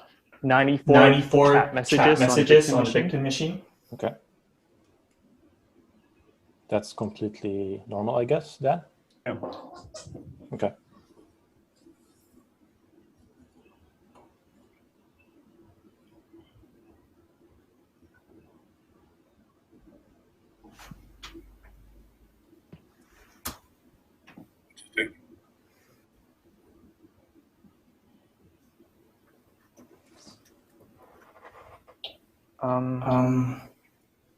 Looks like there's a crash. Yeah, I think the attempt failed. Do you want to wait a little bit more? Because it's still running. It gave me some error messages. Are there also incoming connections? It's still 40 seconds left in this attempt. Just quick, kill it. Yeah. Okay. Let's call it a failed attempt. And can you mute us? Okay, so they're going to call that first attempt unsuccessful. And I think they're going to go on mute for a while, check some stuff, maybe reboot a thing or two, verify the configuration, and then we'll get reset, and we'll go to another attempt here in just a couple of minutes. Now, again, they've got 20 minutes total, 3 tries of 5 minutes apiece to demonstrate their exploit. And I know from what I've been told that we have seen the exploit work. So I think we're going to be good to go the second or third time. You know, a lot of the exploits that are brought to the contest may not be as stable as initially thought. There's a lot of different variances in between different laptop models, in between different computer models, in between various updates and drivers that are loaded onto a system. So there are a lot of variables in play for an exploit to actually demonstrate. That's why one of the reasons why the exploits that work very, very smoothly are so interesting to us, because that level of stability means, you know, a much broader impact potentially for customers and for, you know, enterprise users around the world. So while they're getting that set, again, Master of PWN trophy, I'll put that out. We worked with an artist, I should get his name and let you guys know. We did the Master of PWN trophy for PWN2OWN Tokyo last year in the fall. He did that and said, hey, we'd like another one. And he said, you know, I can do some LED stuff with it, add some switches on there. And we said, sure. We didn't expect it to end up this cool. What he does is he uses found articles. So if you can look at this a little bit more closely, you'll see various diodes, various wires. This looks like part of a ruler, various switches to make different animals. His artwork is, you know, primarily looking at nature, but using found artifacts to put it together. And I think it's really cool. If I were smarter, I'd win this and, you know, have it on my shelf, but such is not to be. But anyway, so that's kind of the artist behind that. We're hoping to get the Zoom restarted here in just a minute. So if you've joined us on the stream to watch the Zoom exploit, the first attempt was a failure. We're setting up for a second attempt right now. We have 20 minutes total, and it should be coming along here very shortly. Hopefully they'll interrupt me at some point and say we're ready to go. Now, again, these are newcomers to PWN2OWN, so they're kind of learning as they go when it comes to, like, being on stage and the different things that can happen. So we're down to just under 13 minutes total in this particular thing. Coming up later this afternoon, don't forget we've got that interview with Mark Dowd, and then we've got some local elevation of privilege for Windows 10 and Ubuntu exploits that are coming up, as well as another Parallels desktop exploit that is on the schedule. So this afternoon, well, you should have a whole lot of fun. And that'll start at 2:30 is our next attempt after this one. So we've got a total of 8 attempts today, and I think a total of 8 attempts tomorrow. That should be some really good stuff. For the contest overall, we are still at $710,000, I think, with 8 plus the 3, 11, 12 bugs, 12 0 days that we've purchased. So we're getting very close to that $1 million mark. I think we're going to get there, especially if we are able to do this. If you look at the Master of PWN standings right now, thank you for putting that up. Team DevCore is the team that hacked Exchange yesterday, and OV, that is the researcher who hacked Microsoft Teams yesterday. They are both tied at 20. A successful demonstration of Zoom here would also tie this team with 20. So we could, at the end of today, have a three-way tie for Master of Pwn, and that could get really interesting very quickly. Jack Dates from Ret2 Systems has had his 2 attempts, so he's now at 14 points. He started off both days, just luck of the draw, as it were. Bruno and Nicholas had their successful attempt. They got 10 points. If you missed that, definitely catch the live stream when we post it later. It was great exploit. Ran on Google Chrome and Microsoft Edge. Same exploit. Both bugs in the renderer, but there's a lot of things that you can do in the renderer which are pretty interesting. So that was really cool. They won $100,000 for their one exploit against the 2 browsers. And that was very impressive. I like to see that. Very rarely do you see it. Yeah, it's good. I mean, Okay, I think we're headed back. We've seen Can you guys unmute? It's a really realistic real-world scenario. There's no funky configurations. There's no special access needed. It's like straight up people today, right? It has default config 2019 Exchange. Just works out of the box. It's as simple as that. Okay. Is it running already? Right. Getting some cross audio from somewhere. Oops. Yeah. When we were, we saw the exchange entrants come in, and we were looking at what possible During disclosure. But the good news, and we were actually wondering if I think we're ready for a second attempt. If we can just figure out where the other audio stream is coming from. We have little time. That nobody had any idea existed. So it's eye-opening. There's a little bit of sleep probably for the administrators out there for the exchange bugs, but they are in good hands. All of those when it goes to Microsoft now, and they're All right. I hear my boss in my ear, which is normally I guess we should start running the attempt. Kevin and Dustin. Okay. Not yet, or are we ready to go? All right. Ready, Vincent? 30,000, 40,000, 570 today. Looking ahead on the contest, do we get to those 2 commas? We've never broken $1 million of code before. Do we think we're going to get there? Let's get some predictions. Let's get some runners. What do you think, Abdul? Yeah, I'm hearing myself. Okay. Just faster. Ready to run? Yeah, I mean, I was going to put money on it. I don't see the Zoom client there open. The judging process, is there going to be collisions, is there going to be partial wins, things like that in the contest. Even today we saw 2 failures at the contest, and every year PWN2OWN, that happens, partial wins, failures, drama that occurs during the attempts. That's what makes the contest interesting. It is a true 0-day contest, so we judge on the fact whether the vendor knows about the bugs or not. And all right. Checks, we're happy. Ready? Yeah. 3, 2, 1, go. See the latest greatest of exploits research, not just vulnerability research. All right, we've got our second attempt. All right. Now going. All right. Looks like it's there's some movement over there. 4 day 2 day 3. Besides over, I think we're going plus 1 mil. I will say. Any other predictions? What are we tomorrow? We've got Zoom. We have predictions on Zoom. Okay, here we go.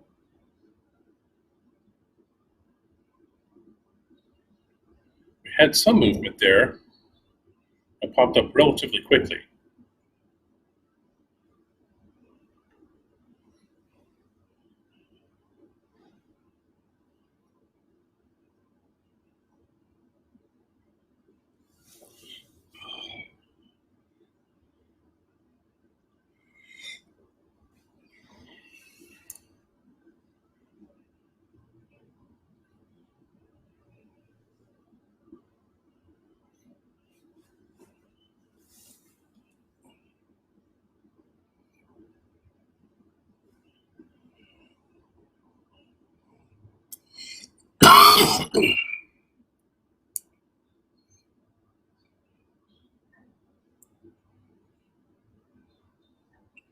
Approaching 3.5 minutes of our second attempt here.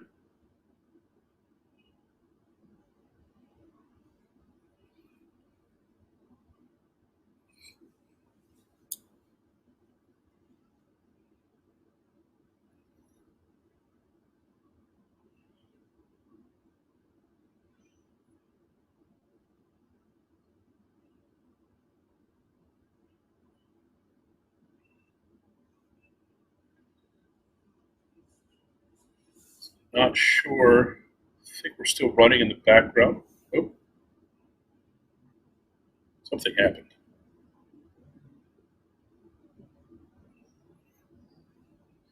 Now just under 3 minutes. And just under 7 minutes for the entire attempt.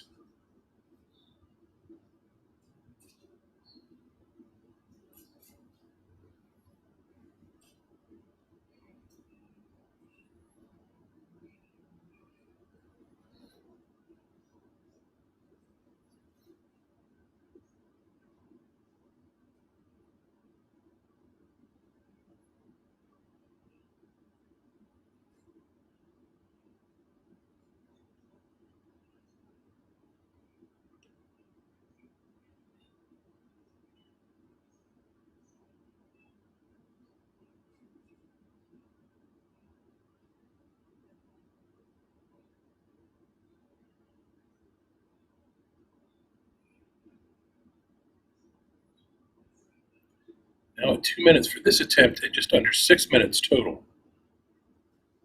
So it's definitely going to be a nail biter one way or the other.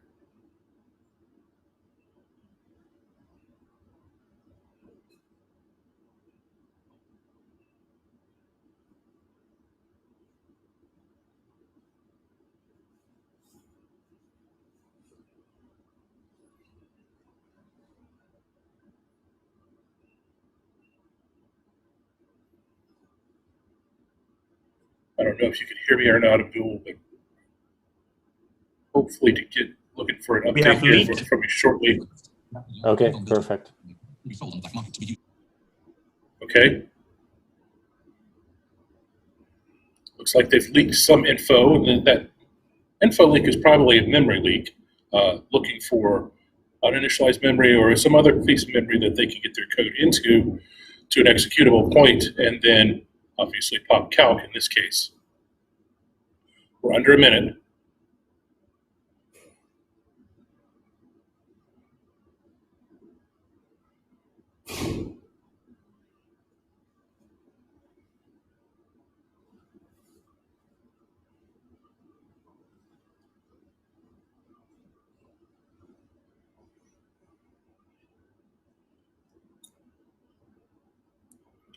Now we're down to 30 seconds. Uh-oh, something's going on. Looks like a meeting request from P2O attacker. And that looks like a calculator. You will notice the cursor there on the right side of the screen didn't click anything. Show me the So money. that looks like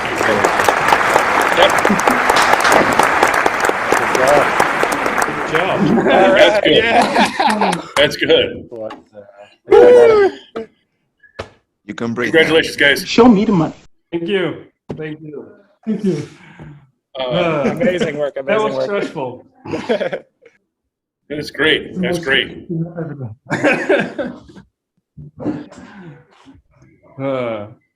Congrats. Congrats.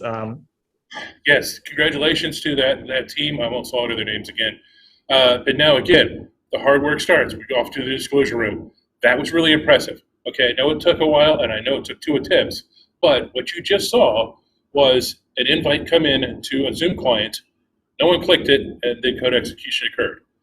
So that's pretty cool. We're going to go to the disclosure room. We'll talk through all the details, see what happened, make sure that it's a 0 day. Again, we're a 0 day contest, which means we can't know about it and Zoom can't know about it.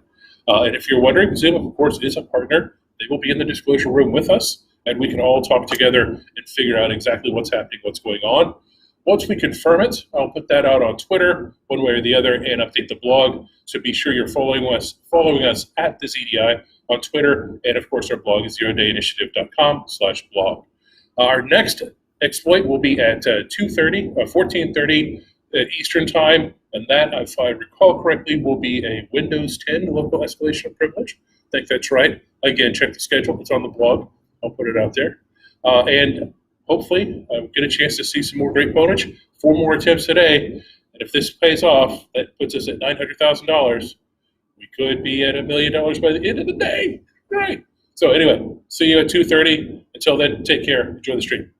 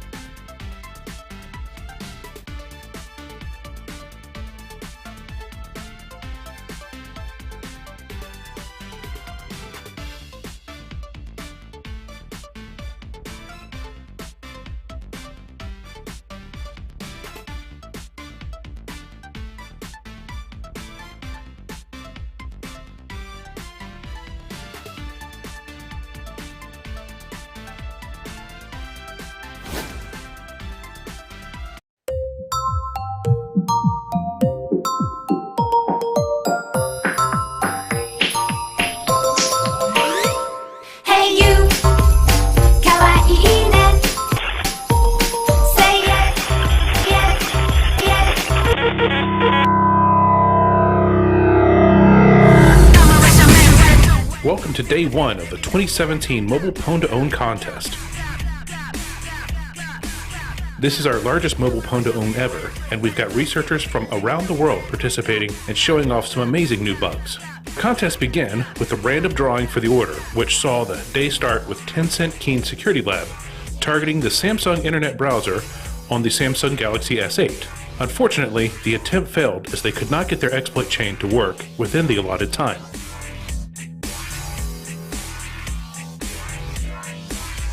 Next up, 360 Security also attempted to exploit the Samsung Internet browser on the Samsung Galaxy S8. They succeeded in getting the browser to run their code, then leveraged a privilege escalation in a Samsung application to persist throughout a reboot. The two bugs earned them $70,000 and 11 points towards Master of Pwn. Following that demonstration, Tencent Keen Security Lab returned to target the NFC feature of the Huawei Mate 9 Pro. This attempt also failed to work within the allotted time. Tencent Keen Security Lab bounced back with the successful exploit of the Wi-Fi feature on the Apple iPhone 7.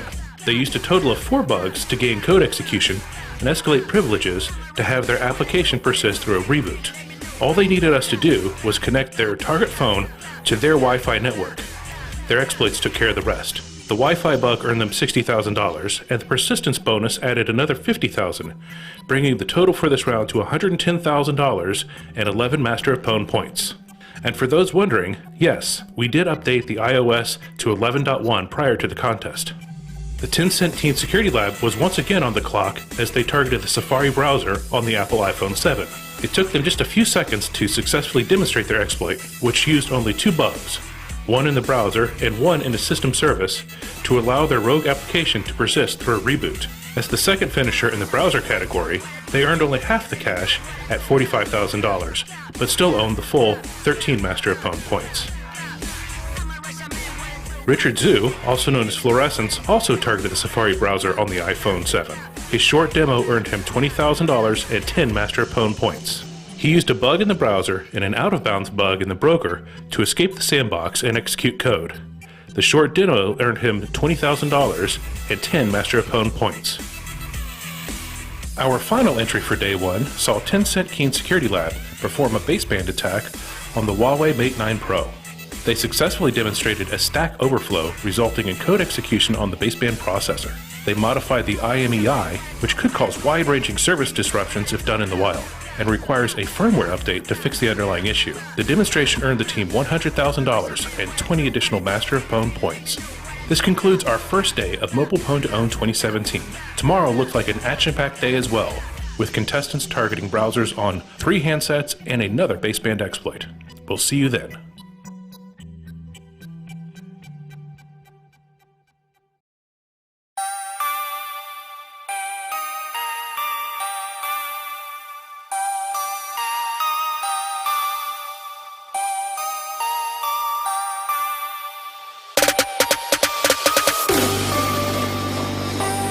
Hello and welcome back to Mobile Pwn2Own 2017. Today is the second day of our largest ever competition. We've got another 6 attempts going, including another baseband attack. The day began with MWR Labs targeting the web browser on the Huawei Mate 9 Pro. They needed 5 different logic bugs to get code execution, but get it, they did.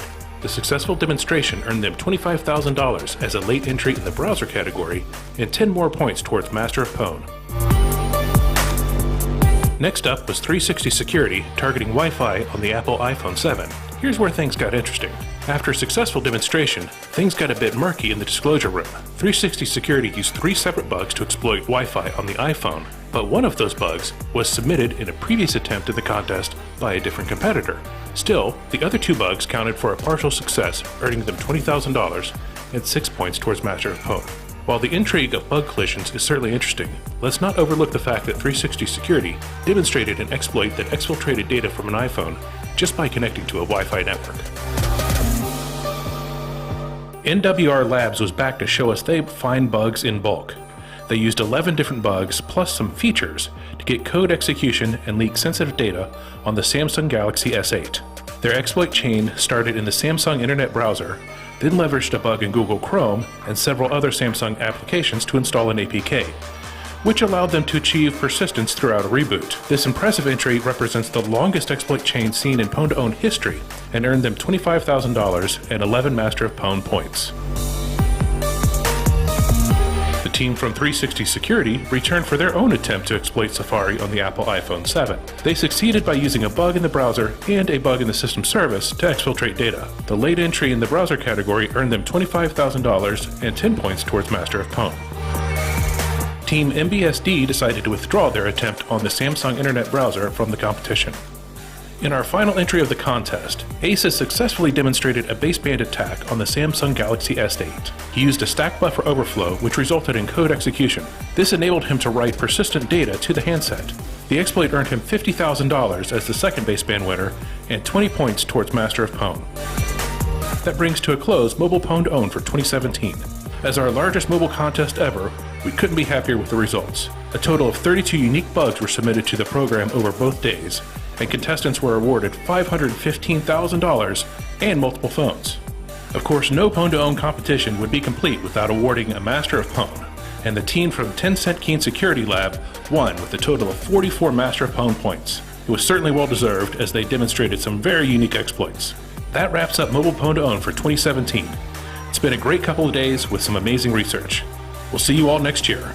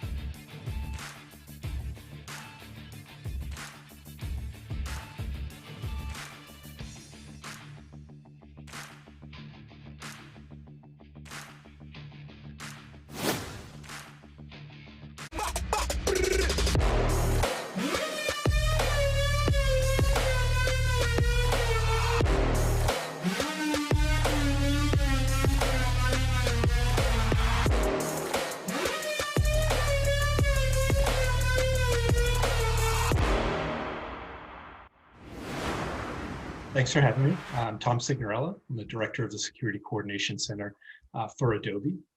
This includes things like security monitoring, threat intelligence, incident response, as well as our product security incident response team, or our PSIR team.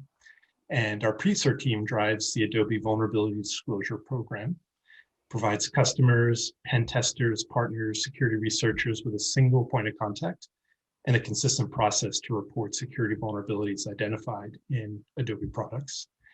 And PSIR also encourages the external security community to disclose security issues privately in a manner that minimizes risk to our customers, infrastructure, and our brand. Great. I know the PSIRT is one of the very much more mature response teams in the industry. How long has the PSIRT been going? Do you know how many years they've been around?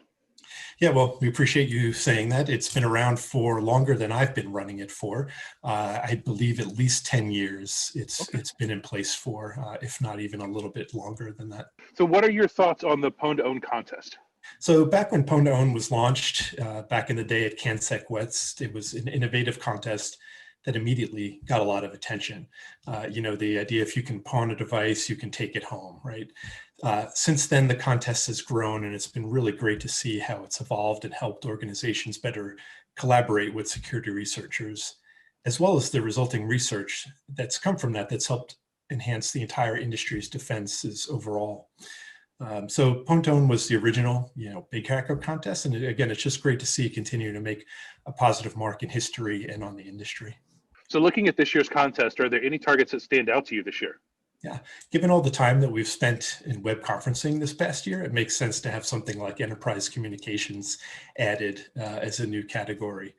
But that said, being from Adobe, of course, we're interested in the results and the research outcomes for Reader, which is also on the list this year. But then it's just amazing to see how many categories there are that cover everything from cars to virtual machines. Is there a target or category that you're really hoping to see successfully exploited?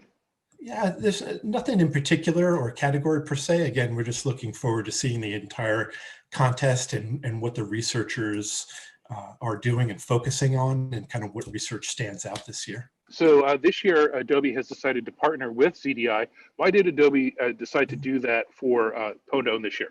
So we've been involved with Pwn2Own in some capacity for many years.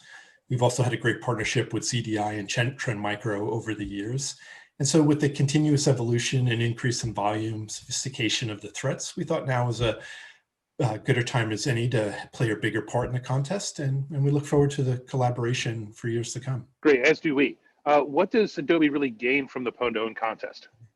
I would say collaboration with the community is the biggest benefit. For example, we've had someone from our security team on site with the researchers each year since Adobe started attending back in the late 2000s. But being part of the security community is a big part of why I love this job. Everyone here is pushing to improve security of the products, devices that we use in our jobs, and then in our everyday lives.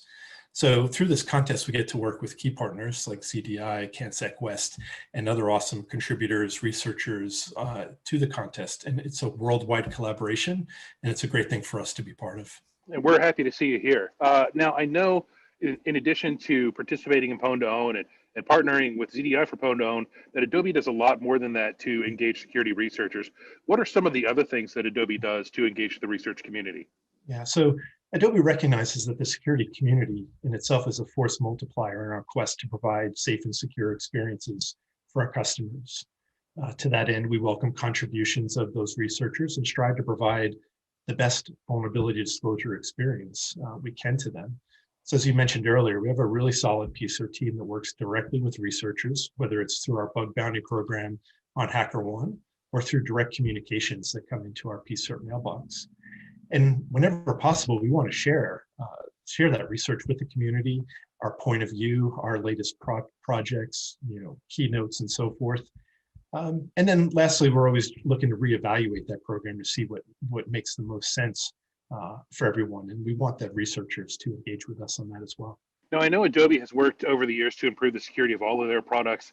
In fact, just not that long ago, we said goodbye to Adobe Flash, partly because of security issues. What are some of the latest security initiatives that you have across Adobe? Yeah, so if I think about across Adobe, there is just so much going on that there's not really any one specific thing that I will point out, but there's always something going on between us and our partners. But if I think about the PSER team itself, they're constantly looking on how to provide a better value to all the people that they integrate with. So they've spent a lot of time over the past year working on automation of tooling, to help with automating communications, reducing our time to resolve bugs. And so we hope this leads to a more enjoyable researcher experience, which again, makes everybody happy, keeps them coming back and moving on. Adobe has a lot of different offerings as far as Photoshop. Adobe Reader is almost ubiquitous these days. What are some of the challenges of servicing the wide variety of Adobe products? Communicating the latest security updates to our customers and helping ensure they stay up to date on the latest versions is a critical priority in helping to protect them. We have added features, to build in security by default into our products. For example, automatically turning on automatic update features, and also providing transparency by publishing security bulletins and security updates for the products. So I agree, it is wide, it is deep, and we're always looking for ways to make that easier for our customers and users, and we're going to continue to make that a priority. So one thing I ask the researchers is there something that you want to tell security teams and CISOs? One thing I like to ask the security teams is there something, if you could get a microphone to every researcher and get their attention, what would you tell the security research community? Yeah, well, really appreciate the opportunity to be able to do that. Most importantly, thank you. Thank you for the important work you do for all of us in the community. Thank you for the work you've done to continue to help Adobe. And if you ever want to talk to us, those communication lines remain open. You can either find us on HackerOne or email us directly at pcert@adobe.com. So thank you and keep up the good work. Great. Well, Tom, thanks again for your time. And I look forward to talking to you throughout the week. I know we've got a jam-packed contest, so it should be a lot of fun. Great. Thank you so much.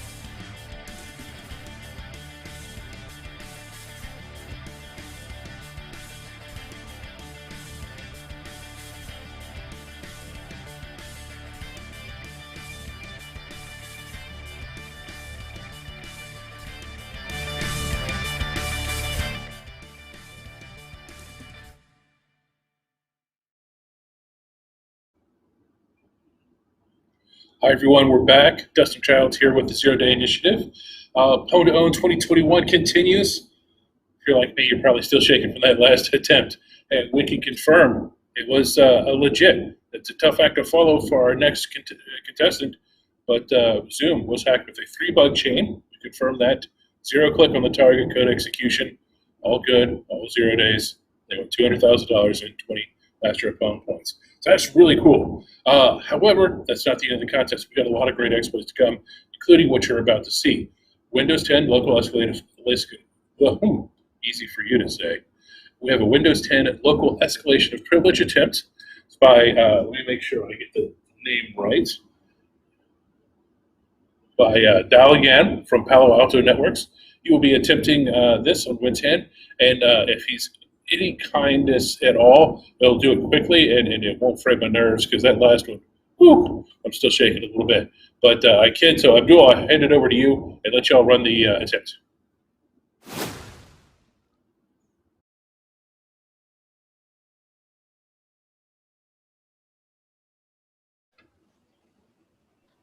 So once I run the attempt, we're going to expect a system CMD, correct? Yes. Perfect. All right. So Kevin, can you please start the timer? Right. 3, 2, 1.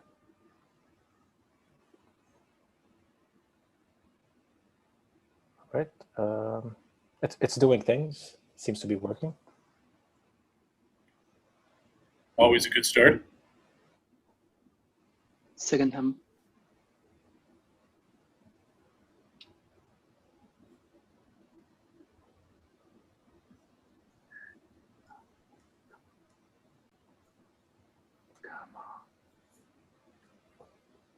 Yes.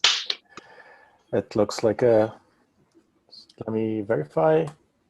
All right. Kevin, can you show the screen, please?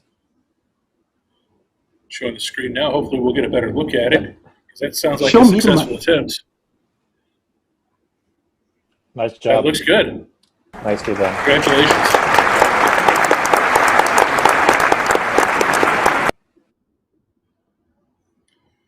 It's great. That looks like another successful attempt, and thankfully a quick one. All right, that was really cool. So, I mean, logged on, ran his specially crafted program, took the system over. That's pretty nice. He's going to go now to the disclosure room and provide all the details. Again, has to be unknown to us and has to be unknown to Microsoft. So we'll do all that deconfliction over the next hour. Our next attempt does start an hour from now. We'll have a team looking to go back into the virtualization category, tech parallels. Looked a little bit later down the schedule. 15:45 is when we'll have that interview with Mark Dowd, so definitely be sure to join us again for that too. So until then, stay tuned to the stream. We've got some other great videos coming up, and we'll see you at 15:30 for our next attempt. Great. See ya.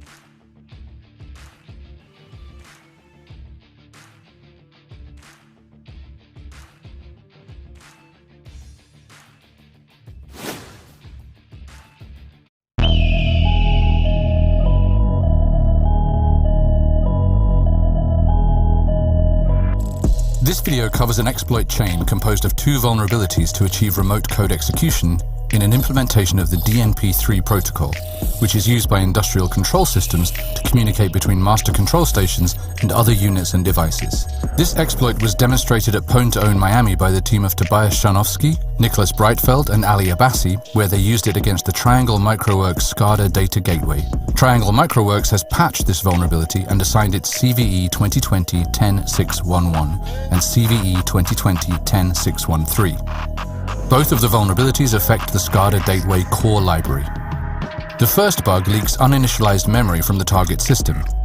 When reporting the data for a dataset descriptor element of a given type, first the value of the element is added to the output buffer. The output buffer cursor is then incremented by a user-defined maximum size. However, this specified size is not checked to determine if it's too large for the given type, leading to an out-of-bound read. As the full output buffer gets sent in the response, this leaks more data than was added to the output buffer by the requesting entity. The second bug takes advantage of a type confusion issue when updating dataset prototypes. Within the DNP3 standard, a dataset prototype defines a subtype that consists of a list of primitive data types. A dataset descriptor can include a reference to a dataset prototype that incorporates an embedded data structure. When modifying the contents of a dataset element, its contents are updated based on the type stored in the underlying dataset. However, there are no checks to determine if the type of element has been changed between last modification and the current one. With these bugs in mind, here is how they constructed their exploit. First, they manipulate the memory by creating a number of elements that contain uninitialized memory.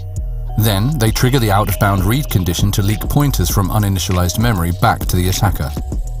Once the leak is achieved, they start stage 2, which gains code execution. First, they free the contents of one of the buffers they leaked in previous steps. Then they trigger an allocation of the same size. Next, they fill the allocation with their fake object. At this point, they've reclaimed the object with their payload. Finally, they trigger the type confusion condition to hijack control flow. For those that are wondering, as for the exploit mitigations, ASLR was bypassed by the leaked pointers, and CFG is not enabled in this binary. These bugs exist within the handling of DNP3 datasets, although unlikely, other vendors that implement datasets may also be impacted. Thanks for watching, and be sure to like and subscribe to receive notifications of future exploit demonstration videos from Trend Micro's Zero Day Initiative. Welcome to a ZDI exploit demonstration overview. This video covers CVE 2020-0932, a remote code execution bug in Microsoft SharePoint.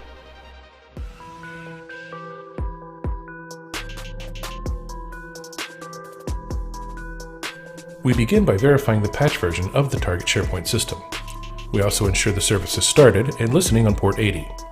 We take note of the process ID 1176 and filter for that PID in Process Monitor.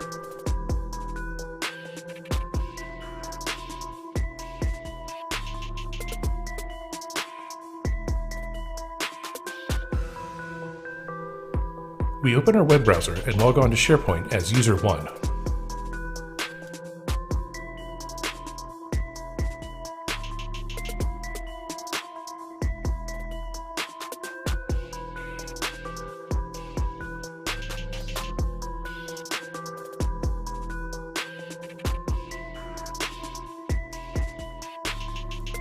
For this attack, we'll create a new site within SharePoint.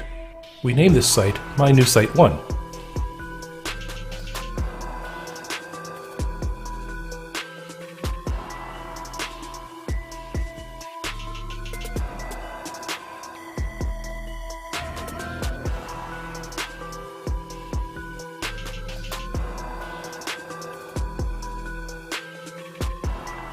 We select the default options and click OK.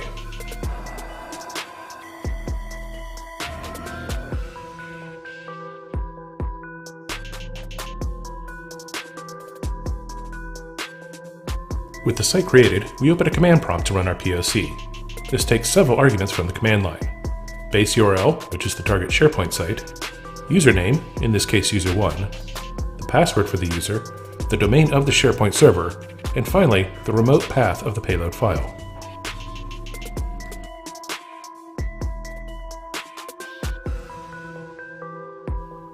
We confirm our resources file is located on the attacker-controlled SMB share.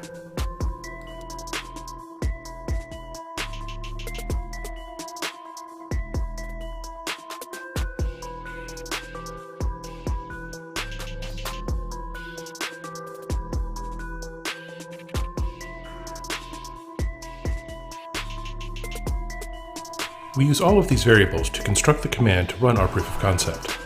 When this executes, we do receive an error, but the command found in our resources file did execute.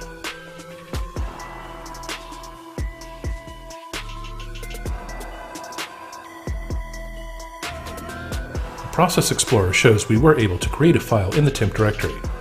This bug can be used to run any command in the context of the service account of the SharePoint web application.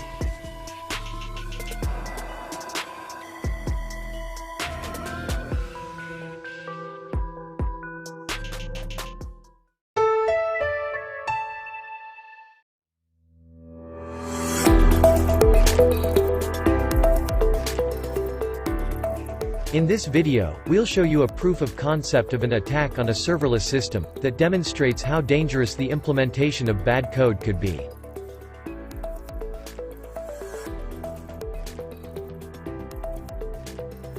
In this example, we'll show a Lambda function granted with high permissions.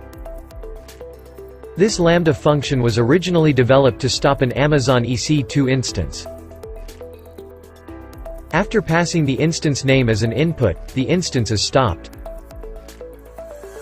Since the code is not well developed and doesn't filter the input correctly, it's possible to inject a command after the instance name using a command input for semicolon. This will instruct the code to interpret the next input as a command. A simple and harmless command is run as a proof of concept. This shows that the injection is successful and that the command has been interpreted. Let's do something more elaborate now. Changing the Lambda function timeout from the inside. Here, we can see that the function timeout is originally set at 2 minutes. A total of 6 commands will be run. We will download, unpack, and install the AWS CLI tool. We will also check the roles and the policies, and finally, modify the function timeout. Without the use of a proper content delivery network like Amazon CloudFront, or a third-party security tool like Trend Micro Application Security, the input is not verified or filtered. Consequently, a malicious actor can see the command line tools that the page uses via simple querying.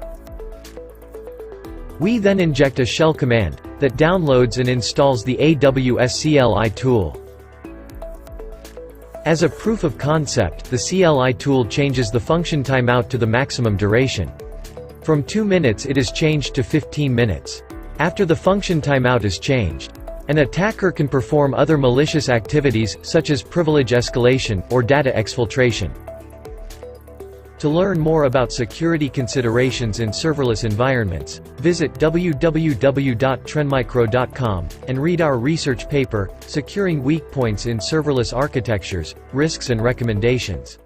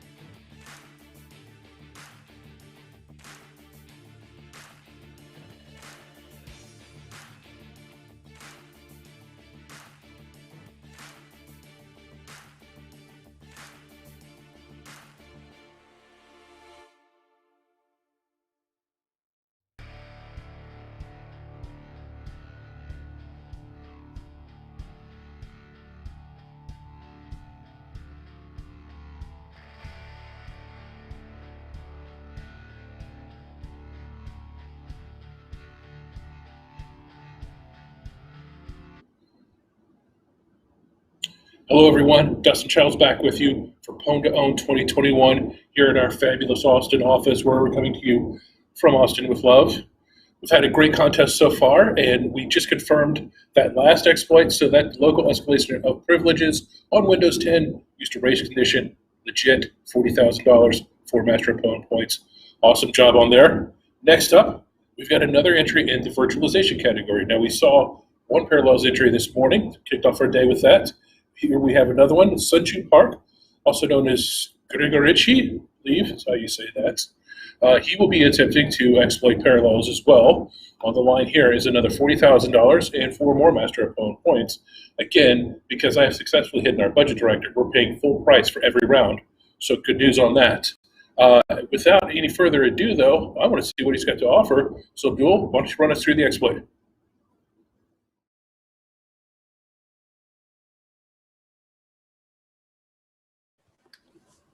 All right. So I'm going to run the exploit, and we do expect a calc to pop up. Kevin, can you please turn on the timer? All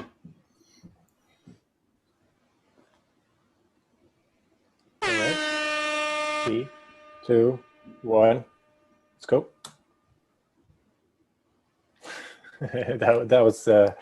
That was very quick. Okay, can you please show the screen? There you go. It's a calc. Very smooth, very fast. Good job. Show me the money.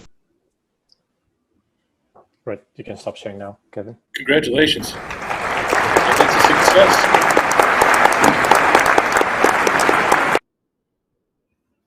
You also notice that not only did the calc pop, it popped outside of the Parallels desktop, which means he escaped. It's virtualization.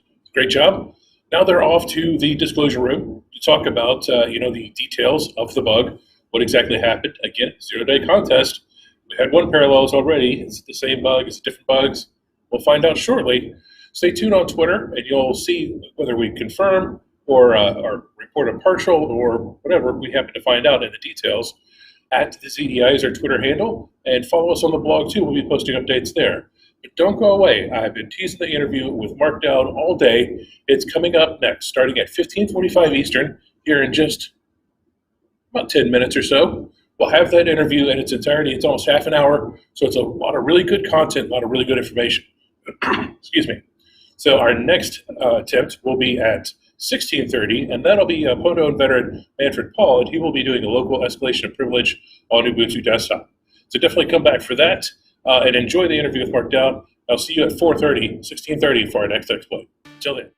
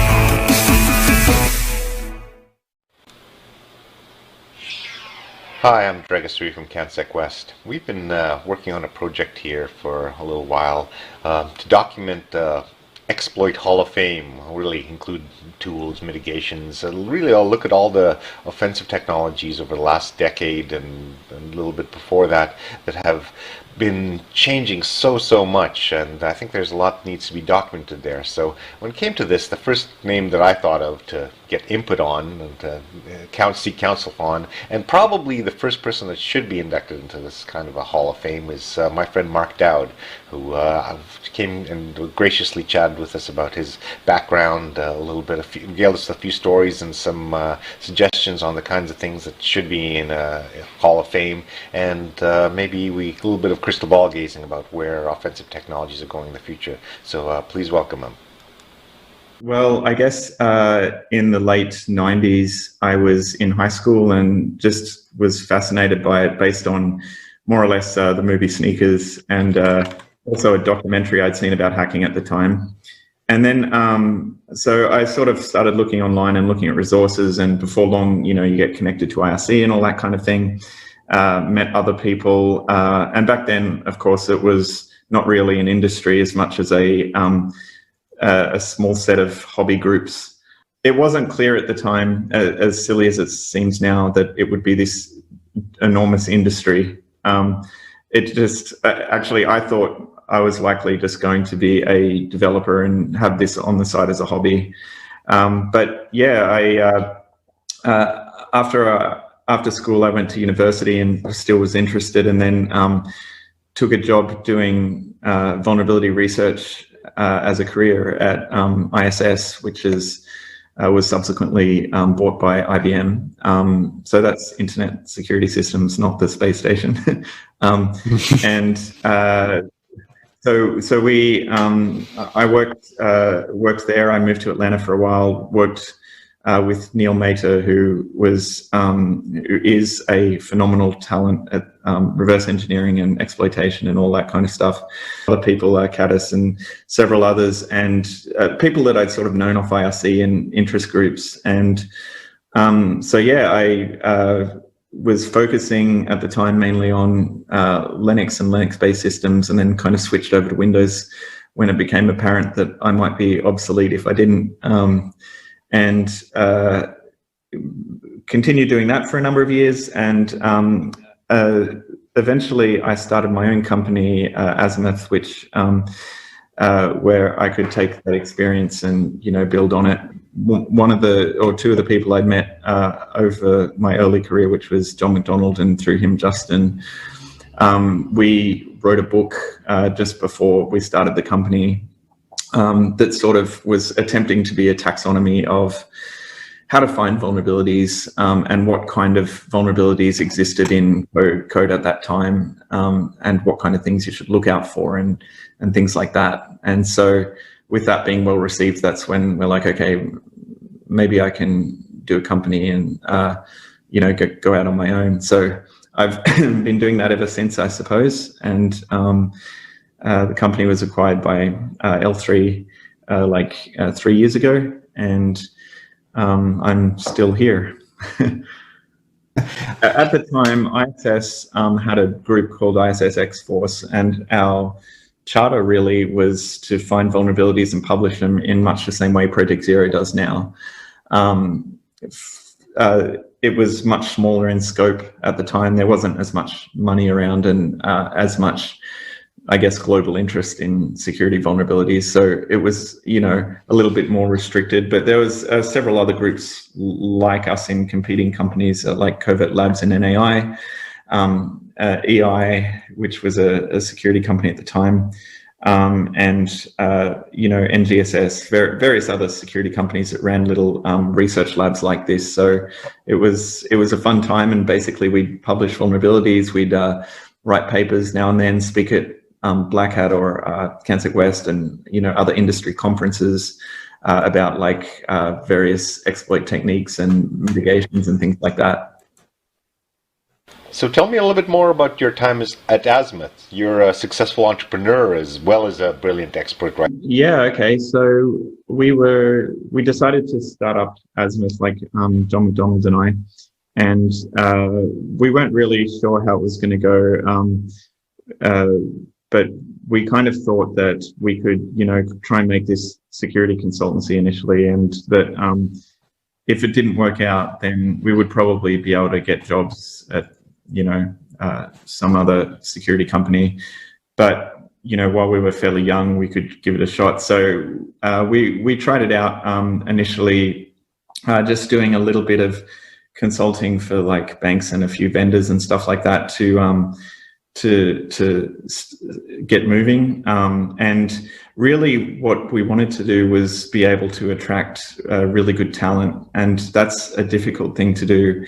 And because we had recently published a book and done a couple of presentations that resonated with the security community, what we tried to do is get on people early on that we also respected their research and thought that they were really talented researchers, and that ended up being successful, but also having a snowball effect, because we were able to get those people because they were excited to work with us at the time. And then the next group of people we hired were excited to work with the first people that we hired, and so on. So it kind of has a snowball effect where you're able to put together a team of some pretty, remarkable researchers and stuff. And it's been, it's obviously a lot of work and very stressful at times, particularly in the early days when you don't really have very much money and you're teetering on bankruptcy and things like that. But once things get rolling, it's really exciting to be able to, build software and, like actually see a thing that you were very unsure of come to life and, have its own culture and place in the security community.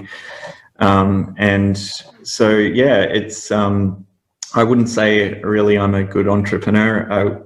We were kind of successful despite our business skills, not because of them.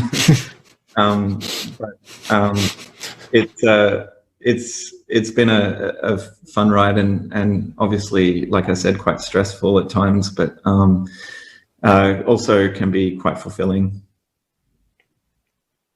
Yeah, I guess so. Because when Azimuth first started, in those days, everybody was like, "Ooh, exploits, hacking," So that I guess it's become so much different and so much more acceptable and corporate. And since then, I guess it's been a big shift. I think there's actually been a long continuum of how the world and all the people in the community perceive this kind of thing.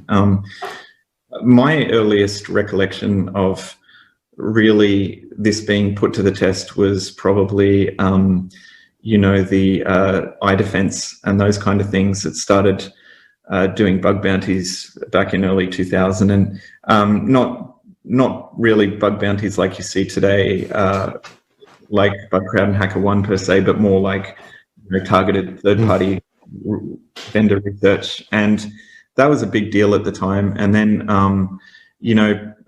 there was other people that built on that in various different ways. Immunity,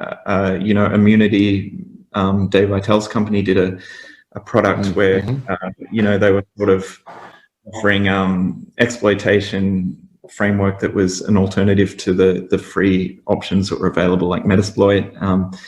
And Core was around in those days. There were a couple of them, and I guess Nessus and some of the other early ones. Yeah, sorry, I didn't mean to interrupt. Yeah, that's right. Yeah, that's right. And so, very early on, there was most security products that were offering things like that. They might offer scanners and things like that, but not really real exploitation. But that sort of changed over time, I think, because of things like, iDefense, CDI, Immunity, and similar companies like that. So I think it's been an interesting development, and increasingly over time, as security has become a bigger deal, and global, I guess, geopolitical stability, and that has become come to the fore, and also like criminal investigations and things like that, where perhaps a lot of work that could be done manually in the past now really requires intelligent analysis of devices and things like that. I think the perception has changed over time to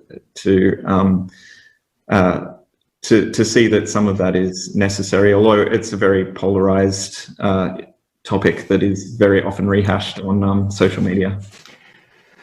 Oh, so it is. So it is. So let's not get into all that.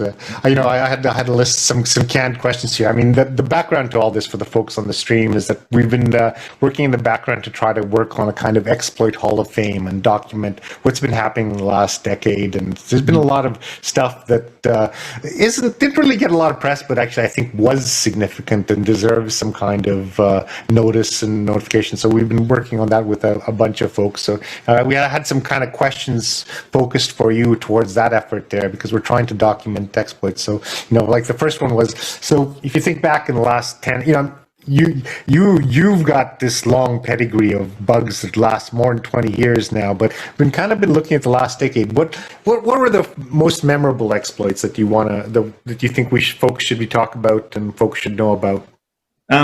Well, I can try and talk about some of them. The truth is there's just such a large array of things that have come out over the last 10 years that have been really impactful in different ways.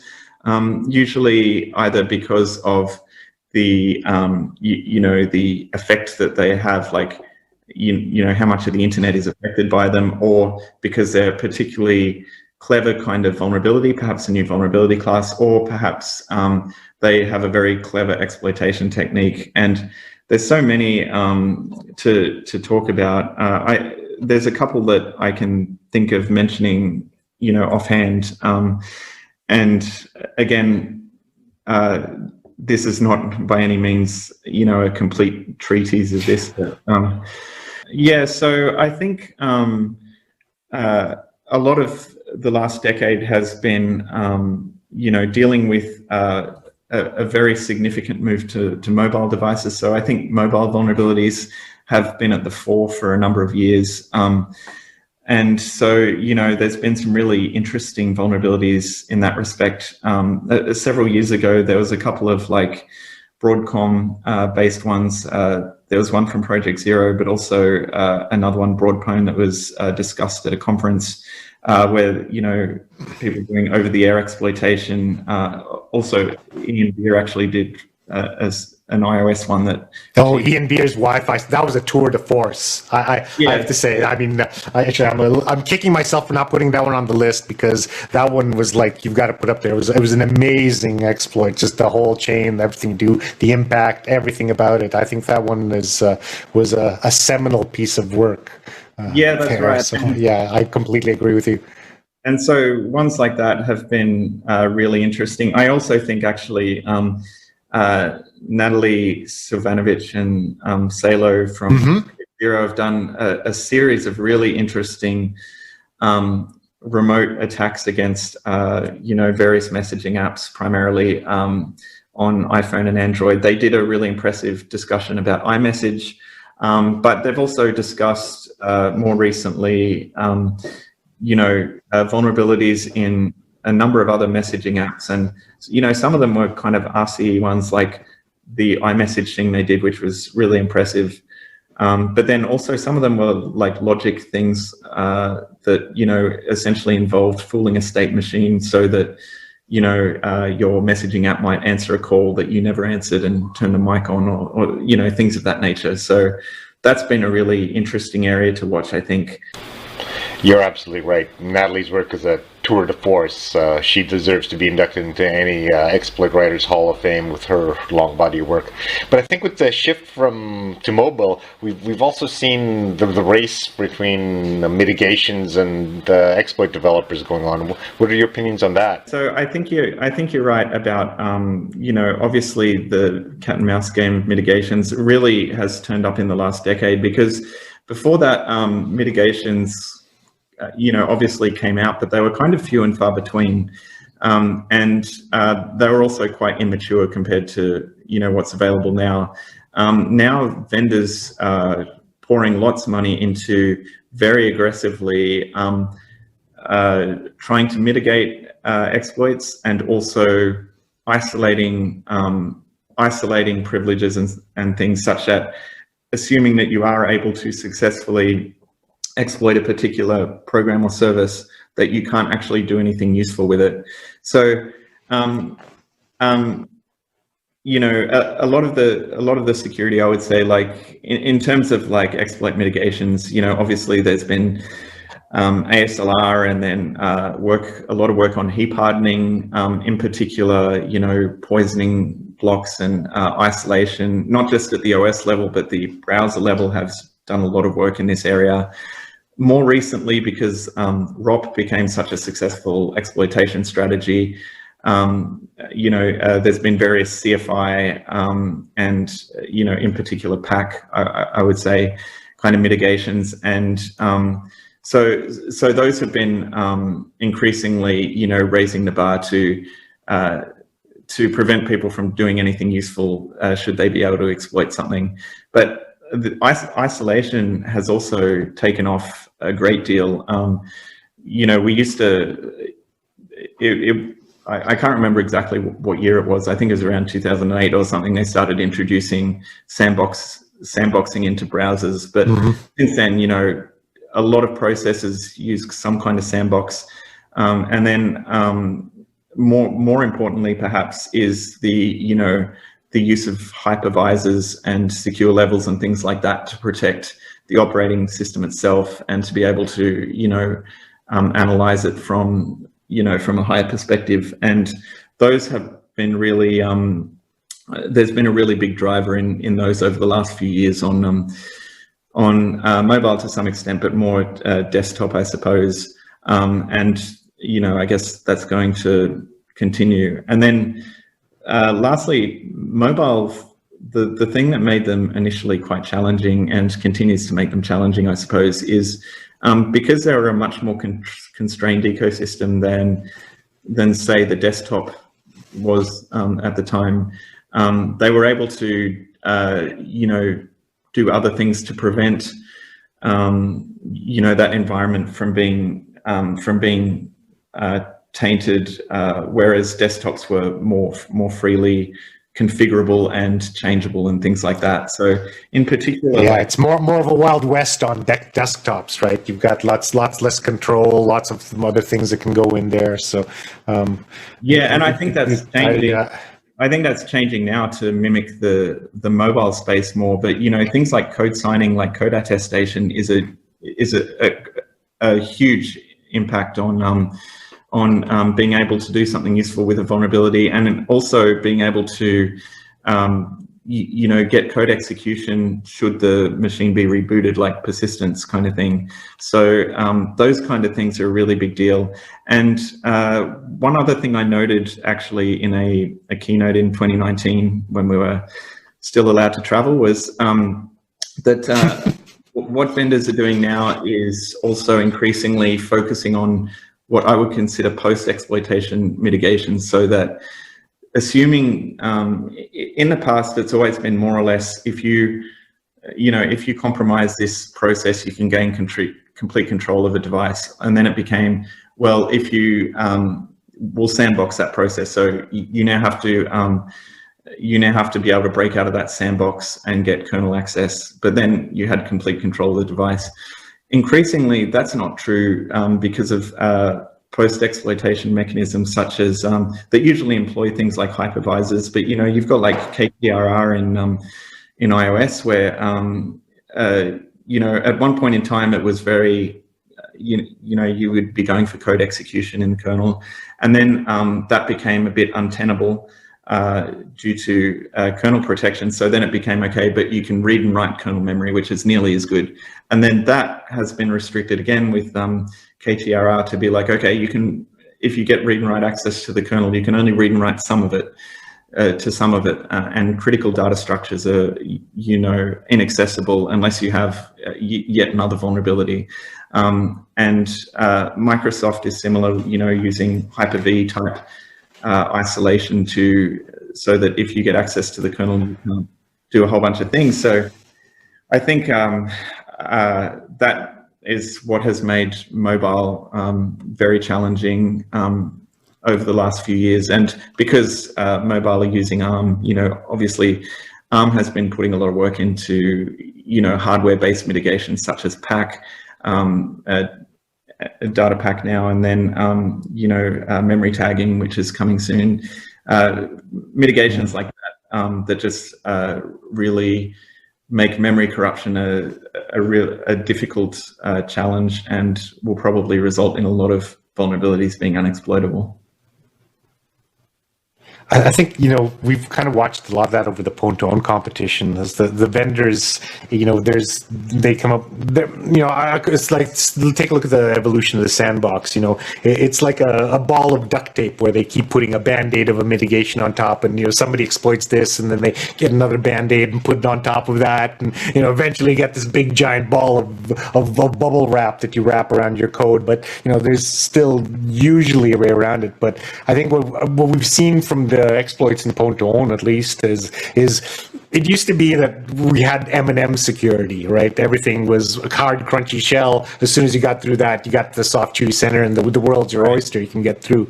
But lately, I think you have to have like one or two exploits. You have to chain this backflip through a hoop, through a flaming mound over here that you've got to jump on top of. So it's become a lot more work. I mean, have you found that? Is it how would you compare the timeline to exploitation at the, say, 2008, 2010, when we just had ASLR and stack cookies versus now with all the other hoops you have to jump through? Can you characterize that a little for us? Yeah, so like I said, I think mitigations at the time were relatively few and far between. Most vulnerabilities that came out, they would patch the vulnerability, and then in major releases of the operating system, perhaps release a new mitigation and things like that. But over time, we started getting to a point where, it is very rare for a single vulnerability to be in and of itself be able to do a complete compromise. Like you said, now we're talking about chains of vulnerabilities, and while those are impressive, and some of them really are, it is a problem for the attacker in that if any part of that chain becomes unusable, then the entire chain often becomes unusable, or at least severely limited in what it can do. So, and back in 2010 or so, we were seeing the advent of this. So there was a lot of work around, browser exploitation, and then you would need a sandbox escape of some kind. So you would basically have probably 2 bugs in a chain. Sometimes you could get away with 1, depending on the particular vulnerability.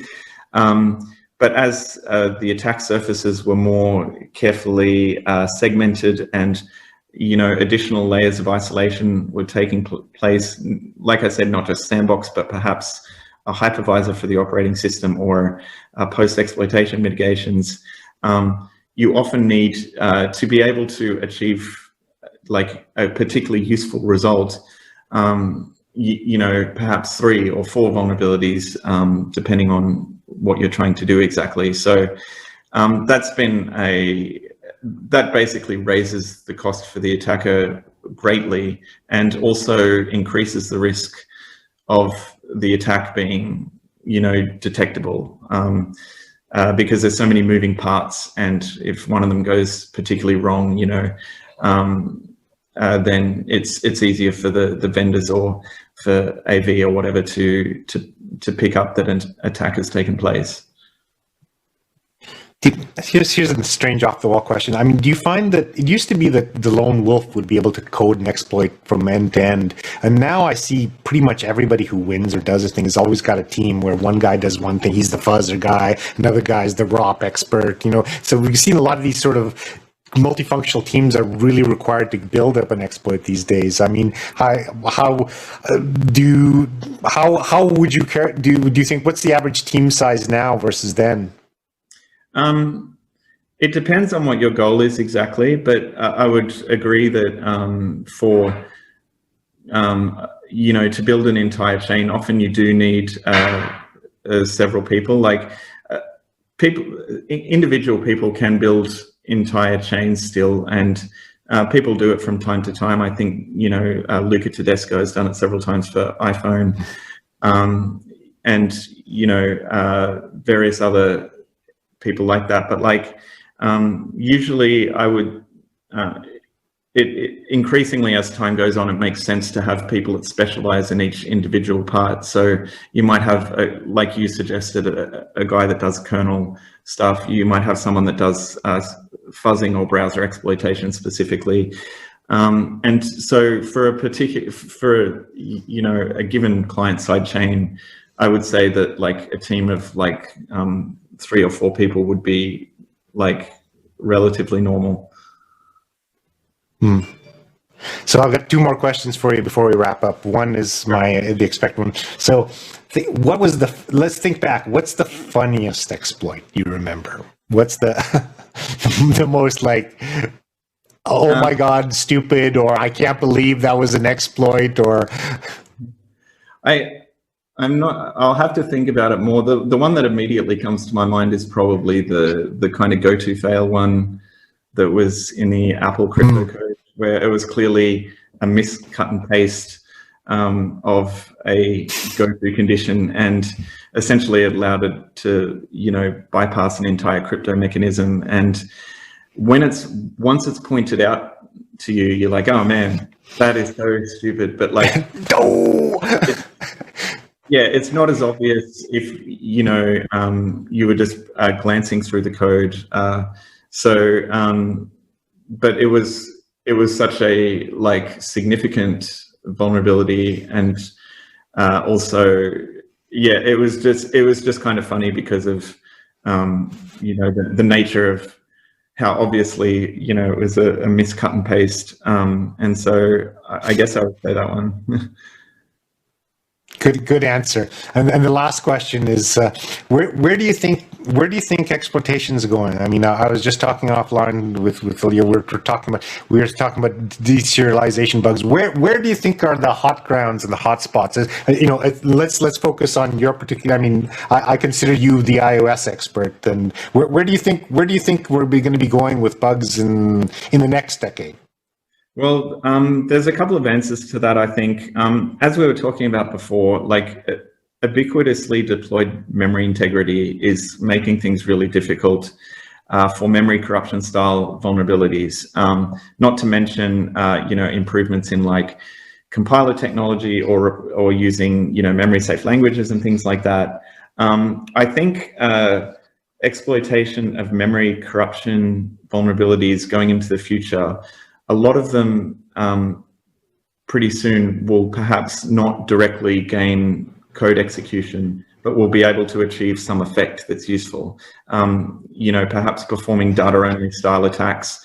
You know, I talked before about how most iOS chains now don't gain code execution in the kernel due to various protections, but instead they get read or write to the kernel, and they basically do a data-only style attack and try and leverage that into execution or doing something useful. And I think vulnerabilities at other levels of the stack will kind of follow suit there, where, you know, increasingly you might have a remote vulnerability, but it will, you know, just be able to affect some data to have some useful effect.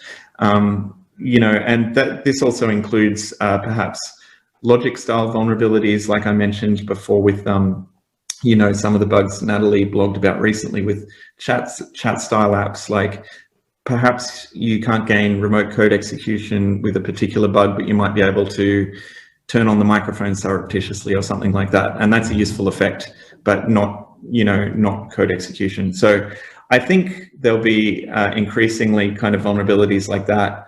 I also think there'll be a renewed focus on crypto style vulnerabilities. I think, you know, crypto style stuff has become, like, obviously always been relevant, but increasingly relevant over the past like 5 or 6 years, when SSL bugs started coming out with a little bit of frequency, and I mean not memory corruption bugs, but like you know, flaws in the crypto implementation. You know, because of things like code attestation and ubiquitously deployed encryption for messaging apps and things like that, I think crypto is a very big area that will, increasingly receive attention. As a memory corruption, vulnerabilities themselves, I would also say one really interesting thing that I think we've seen recently, and it's getting bigger, is a focus on architectural nuances of the CPU or the architecture or the configuration of devices on a particular device. In terms of architectural flaws, Rowhammer was a huge thing, and there was various offshoots to that kind of.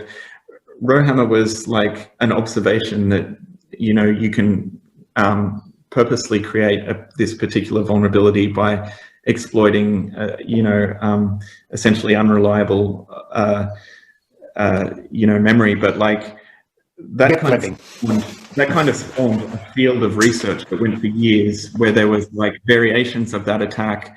And so on. And Spectre and Meltdown style attacks were similar. The speculative side channel stuff, it wasn't just one or two vulnerabilities. Like every 6 months or something, another like vulnerability comes out of a similar nature, and some of them are really amazing. Perhaps other CPU oddities. Being on one of the review boards for a conference, I know that there's a talk related to this, so can't really say much about it. But it's fine. Basically looking at rather than looking at just the software itself, looking at actually how the hardware is managing that at a lower level, and what small inconsistencies that hardware has with how it's supposed to be performing. So I think that is a big area going forward for endpoint devices. And then lastly, I guess I would say that very obviously there's a big uptick in vulnerabilities in cloud-based environments. There's a lot of, if you look at conferences in the last year or two, the huge swell in like talking about things like Kubernetes or AWS or Docker, etc. Yeah.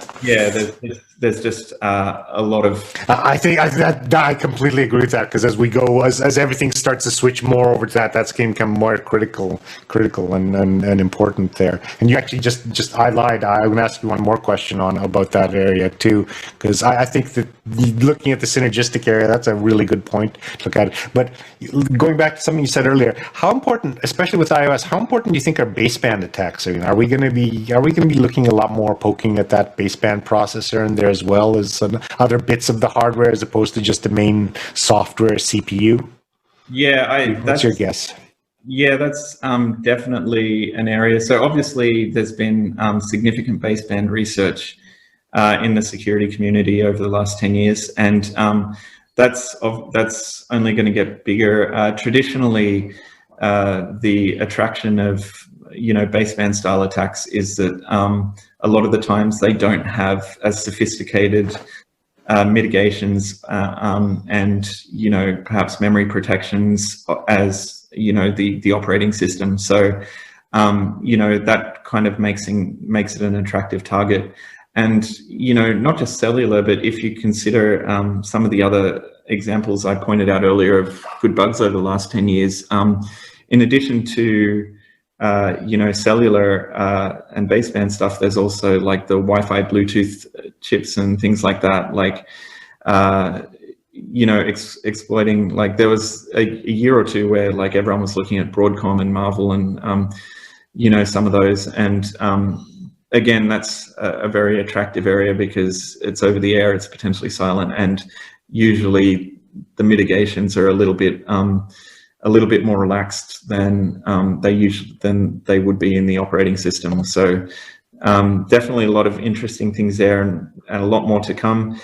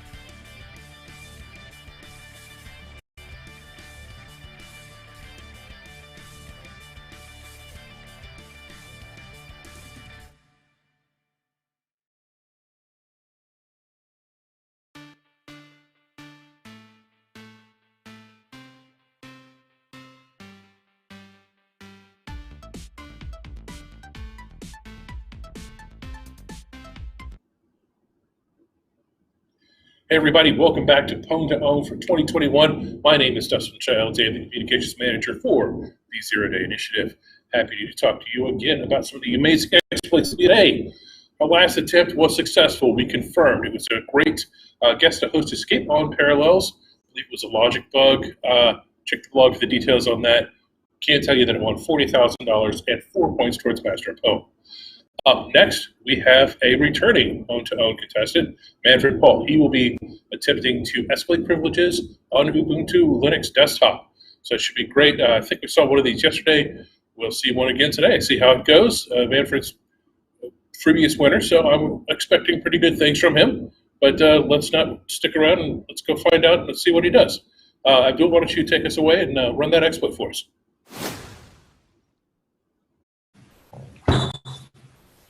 Ready. That's a nice logo over there. So I'm going to run the exploit. What should we expect, Manfred, out of the exploit? Yeah, hopefully we should see a full root shell, and hopefully it should be pretty quick, like 1 or 2 seconds. And Perfect. That should be root. Excellent. Let's get it done. Kevin, can you please start the timer? Right. 3, 2, 1.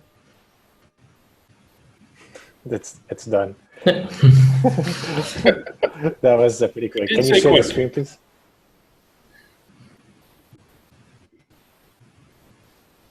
I'm gonna show this. There you go. Zoom in, Show zoom me out. That's a success. Could have made it a little bit more dramatic next time. Good job. Next time I let us sleep. Yeah. All right. Good job. Thanks. Congratulations again. So like I said, Manfred's a returning veteran, so he knows what's happening next. And if you've been paying attention, you know now too. They're going off to the disclosure room, the disclosure Zoom call in this case. They'll discuss the details of what was just demonstrated. Go through everything as far as the exploit, steps needed, all of that, including a full white paper. If confirmed, that'll be $30,000 and 3 points towards Master of PWN, which leads us to one final attempt this afternoon. And it is, let's find out. Let's check the blog real quick. Let's see, on zerodayinitiative.com/blog, pull it up, and it is the researcher known as Z3R09, obviously, targeting Windows 10 in the local elevation of privilege category. So, another local EOP should be very interesting. We've got a full slate of 8 ones tomorrow, but in the meantime, stick around. We're going to have a special guest. Dragos is going to stop by from CanSec West, the conference, and he, myself, and Brian Gorans, who's the director of ZDI, we're going to have a chat about what CanSec is looking like these days, as I think the conference is running like the whole month. So how do you have a conference when you can't have a conference? Dragos will give us the answer to that. That'll be in just a few minutes, pretty much, as long as it takes me to move a camera and a light. So our next attempt is at 17:30, and see, yep, 17:30, and just stick around for the talk with Dragos. See you then.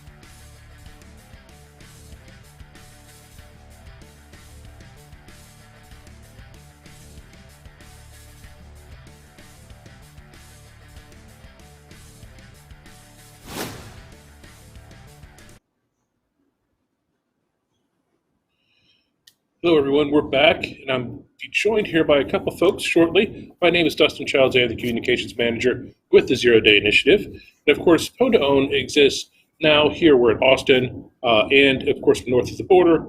But it really started at the CanSec West Conference, and that takes place in Vancouver, typically in March. So we thought it'd be a great idea to get together with the conference organizer, Dragos, and my boss, Brian Gorhans, to just talk a little bit about the conference and see how things are going. So, Dragos, how are you doing? I'm doing fine. I'm totally enjoying this competition this time. It's been pretty exciting. I've really enjoyed working with you folks in the streaming stuff, and it's been a brave new experiment as we all learn about going virtual here.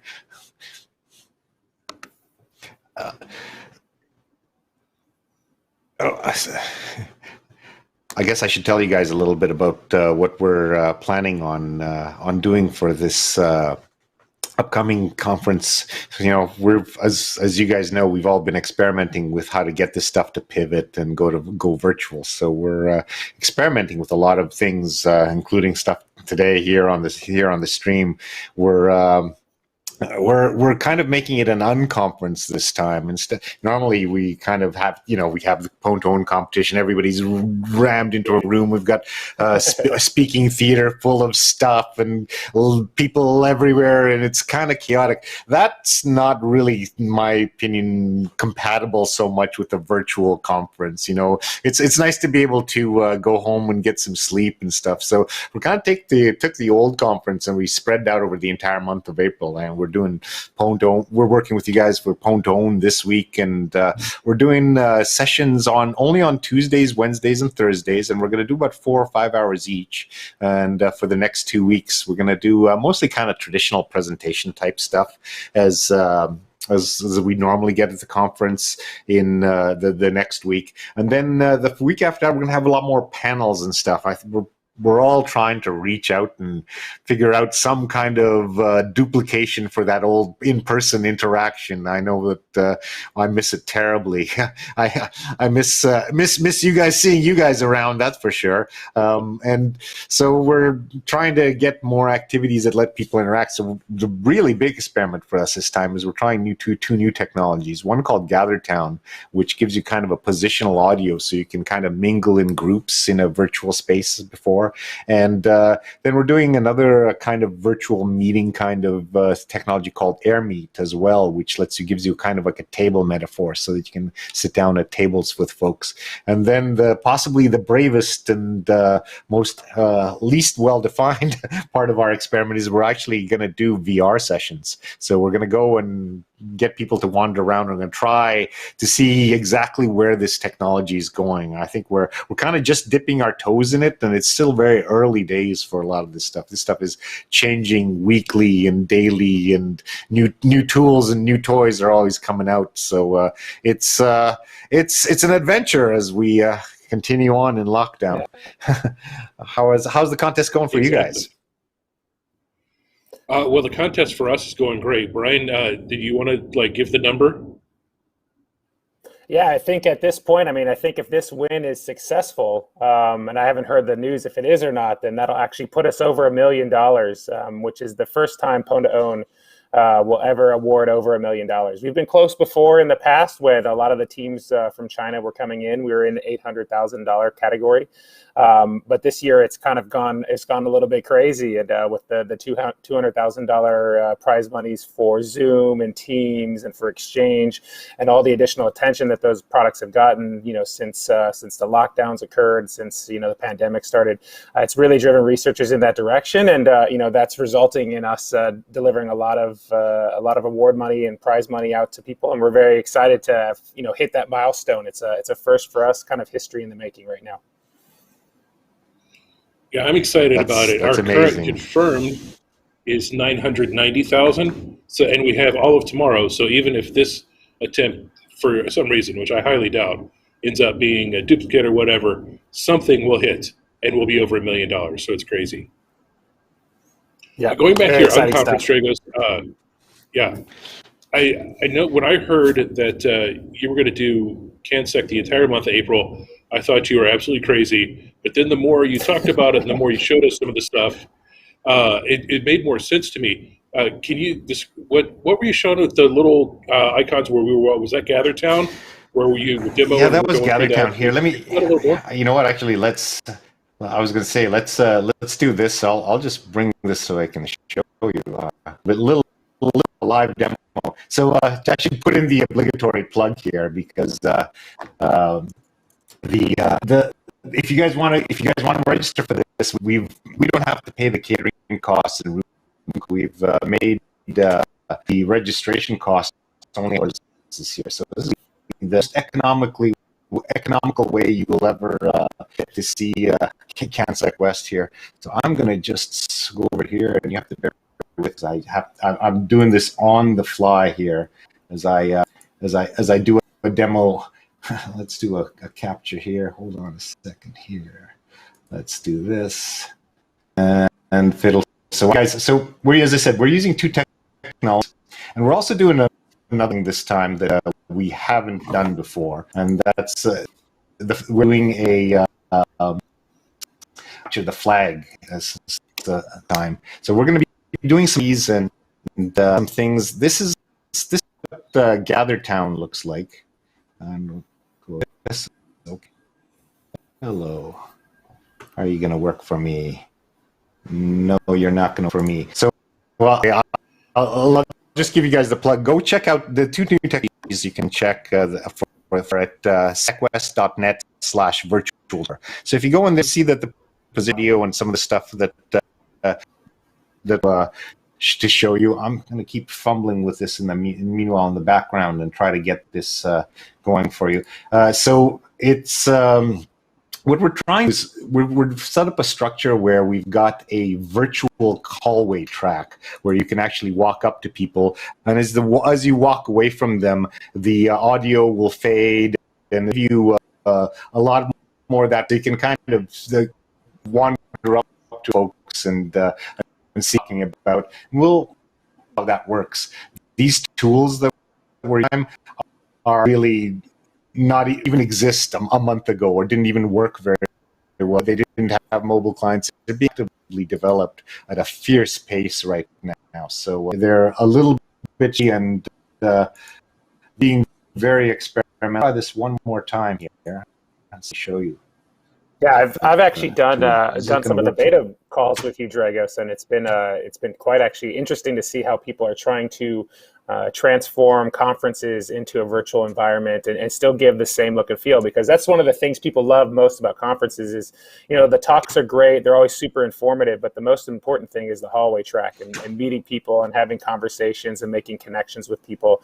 And that's that's the one thing we miss the most about conferences. We were joking a little bit earlier, is like, you know, one of the things about CanSec West is hanging out at the hotel bar and having conversations with people, trying to understand what's happening in the industry. Create partnerships and things like that. And so that hallway track is something that we greatly miss in the virtual space. And that's one thing that I'm hoping with this GatherTown stuff that you're showing us here on the screen now will actually help us get again. We've kind of picked a kind of science fiction sort of scheme.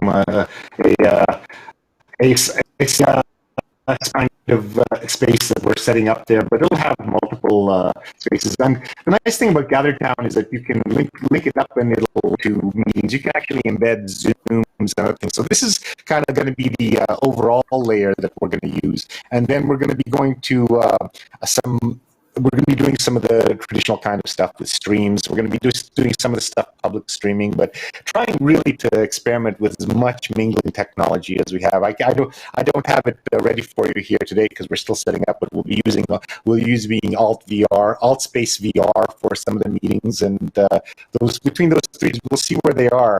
We're trying to estimate as much as we can, and onward.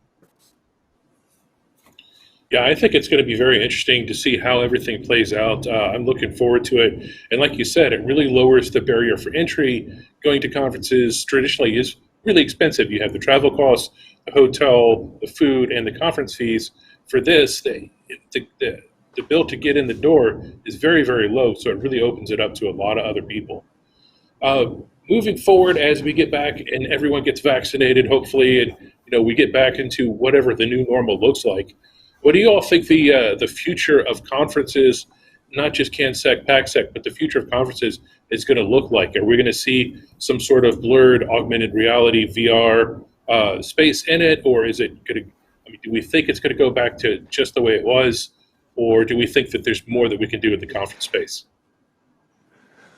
I personally think that the streaming stuff, everybody's been dragged kicking and screaming into Zoom and online video. That's not going to go away, in my humble opinion. I think we're going to be looking at some sort of hybrid conference model. It's also just so nice to be able to reach people all over the world kind of instantly. I mean, you don't get some of that in-person stuff, but there'll be always, I think, people remotely that you would have never had to be able to attend that you can probably reach with some kind of hybrid virtual real life thing. I don't know. Your guys' guesses are as good as mine on that crystal ball. Yeah, I mean, we're definitely looking at doing, hybrid stuff in the future as it relates to PWN2OWN, so that, we can still, kind of get the mix of both worlds, reach all the people via stream that can't do the traveling or can't get into country for some reason, but also be there on site to make, to get that experience at the conference as well, and be on site with the vendors when we're doing disclosures and things like that. It may make it a little bit easier. So a hybrid model is going to be quite interesting as we kind of open back up and then the world starts traveling again. That said, though, Yeah, I don't think we're right. ever going to be replacing that. We're never going to be replacing that in person completely. I don't think. I think that people will still need to see each other face to face. And it's just so much easier to reach over and talk to the guy at the chair next door or the desk than to wait maze of Zoom calls and things. So interesting to see.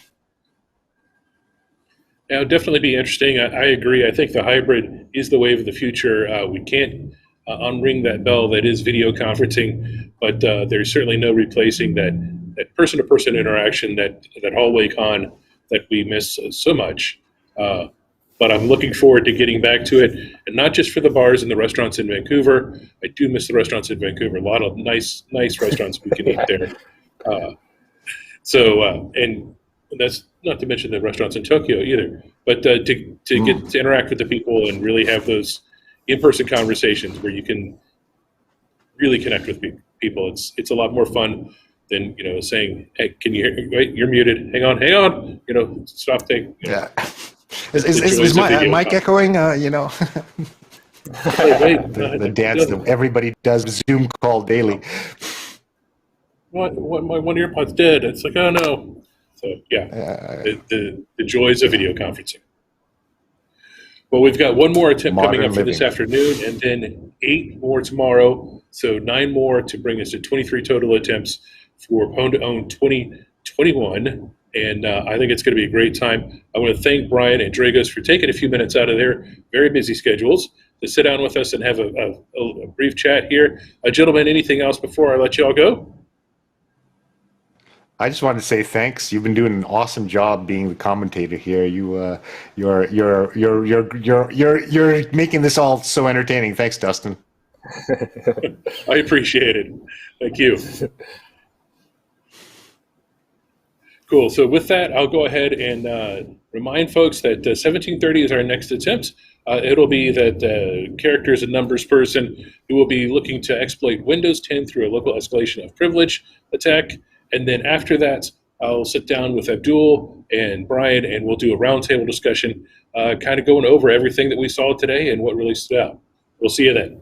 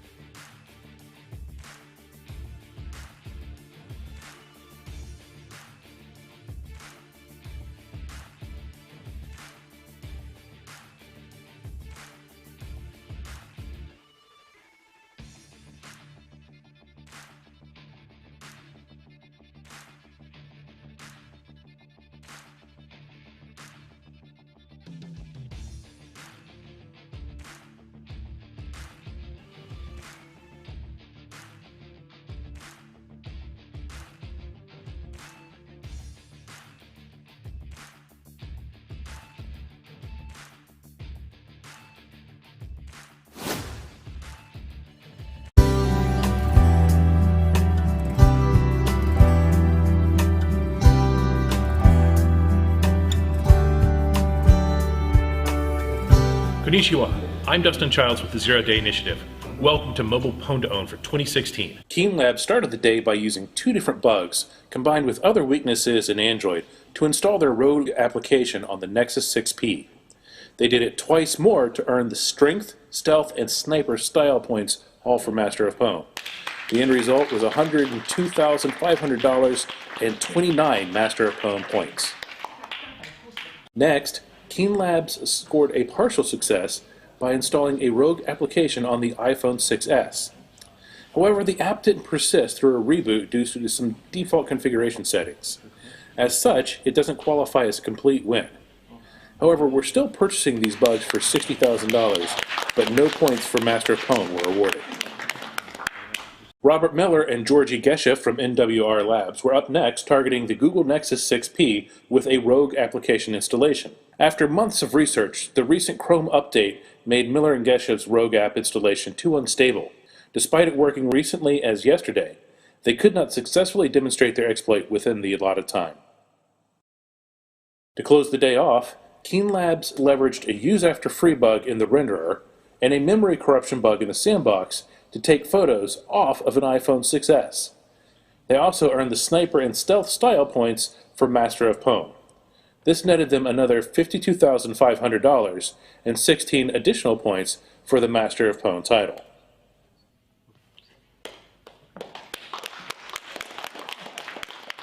That brings the contest total awards to $215,000 and anoints the Tencent Keen Security Lab team as the Master of Pwn for Mobile Pwn2Own 2016.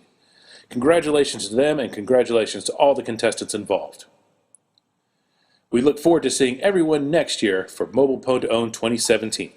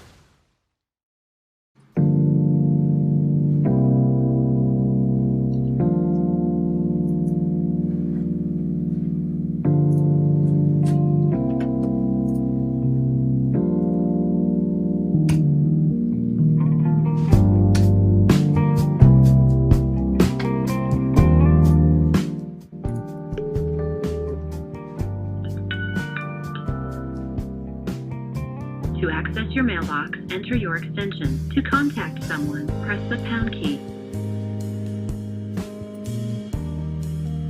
Use the keypad to spell the name of the person you're calling, last name first, or to spell the part of their email address that comes before the @ sign, press the pound key twice. If you know the extension, press the pound key. To speak to an operator, press enter the extension of the person you're calling.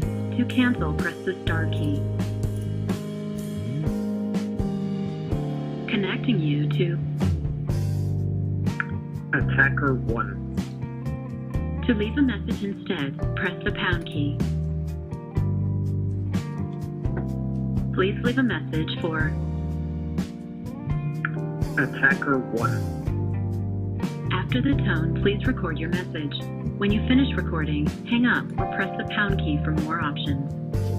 Ooh.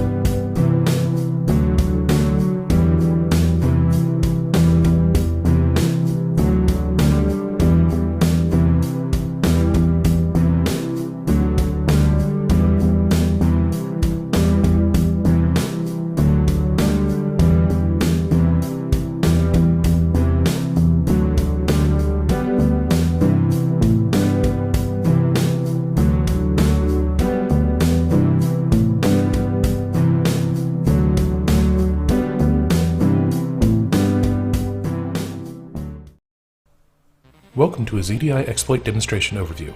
This video covers CVE 2020-0932, a remote code execution bug in Microsoft SharePoint.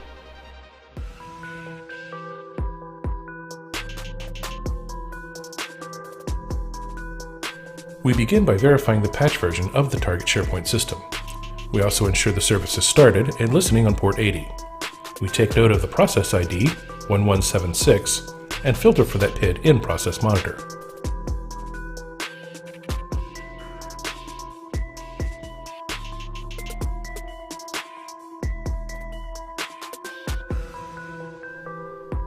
We open our web browser and log on to SharePoint as user 1.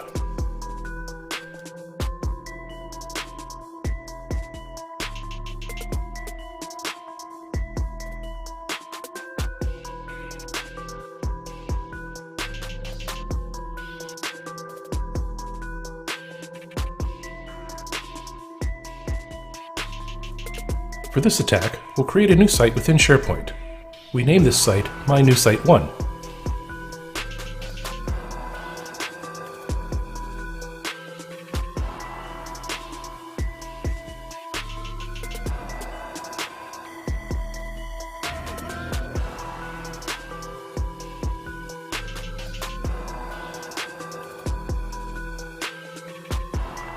We select the default options and click OK.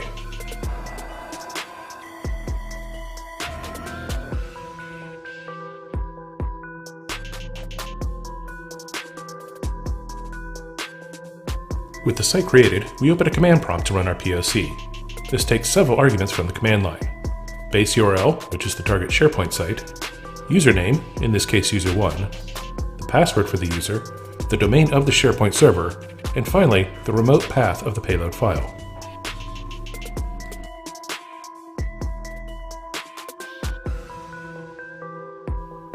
We confirm our resources file is located on the attacker-controlled SMB share.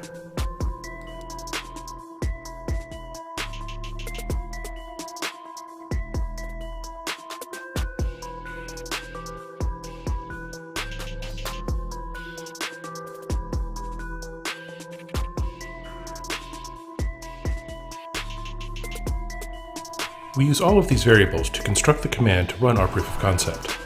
When this executes, we do receive an error, but the command found in our resources file did execute.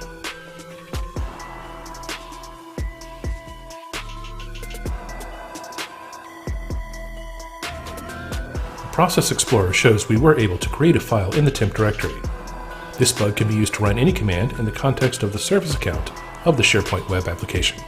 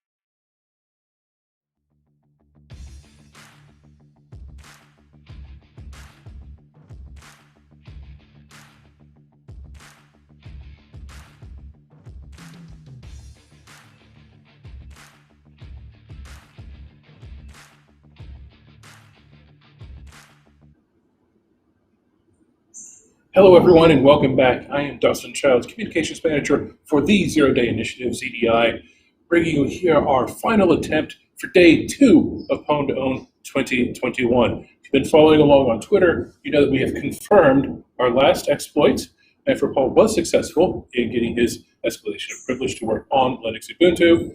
That earned him $30,000 and 3 points towards Master of Pwn.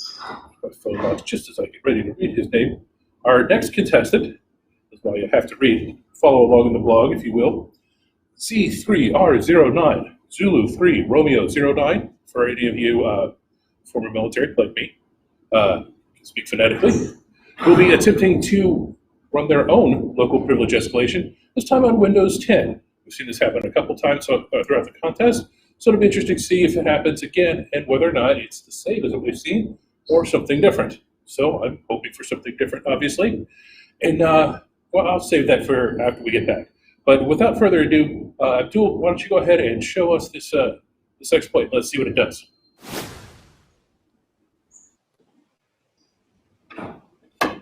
Alrighty. Expecting once the exploit runs successfully, we're expecting an elevated command prompt. So Kevin, please, can you start the timer, please? All right, 3, 2, 1.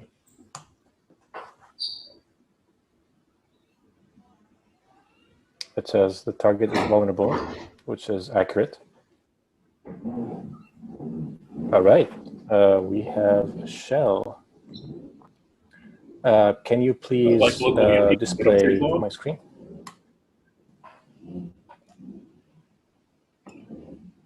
Looking at that from one shell to another. Can we do a who am I there?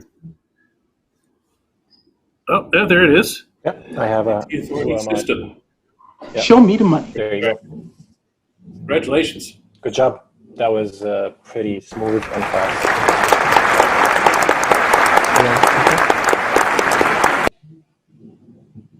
So of course now they're off to the disclosure room, the disclosure Zoom call, where he will dish all the details on that exploit and explain exactly how he was able to go from a regular user to system and essentially take over the box.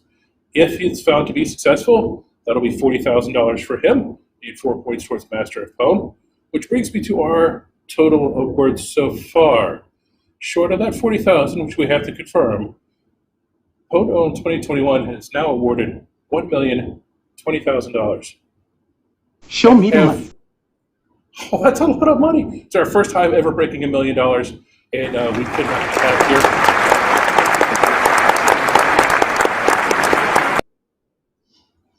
Our budget director, maybe not so happy, but that's okay. I've sequestered them in parts unknown.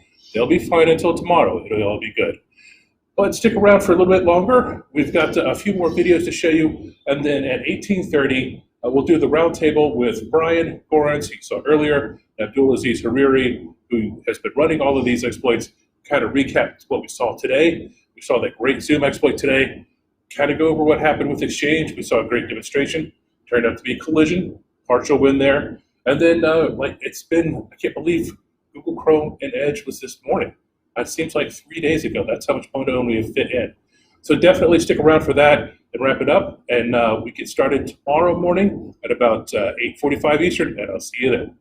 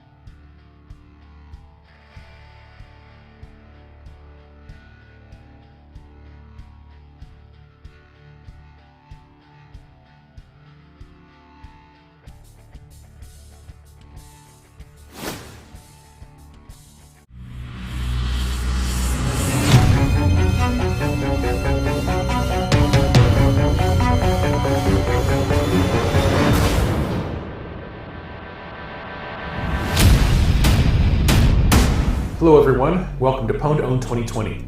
I'm Dustin Childs with the Zero Day Initiative, and today I am coming to you from our Mid-South headquarters, also known as my home office. With the COVID-19 coronavirus affecting so many people and so many different institutions, this year's competition will be held completely virtually. So we have contestants and ZDI researchers all around the world, and they will come together on a video call for each attempt. Everyone participating has already sent in their exploits to us. So when the time comes, the ZDI researcher will run the exploit with the contestant watching online. So for this year's contest, we have 6 different groups set to run 7 different attempts, 4 today and 3 tomorrow.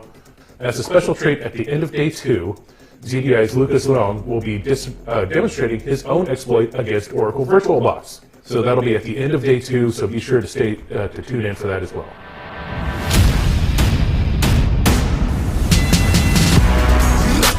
Our day began with some PWN2OWN newcomers, a team from the Georgia Tech System Software and Security Lab.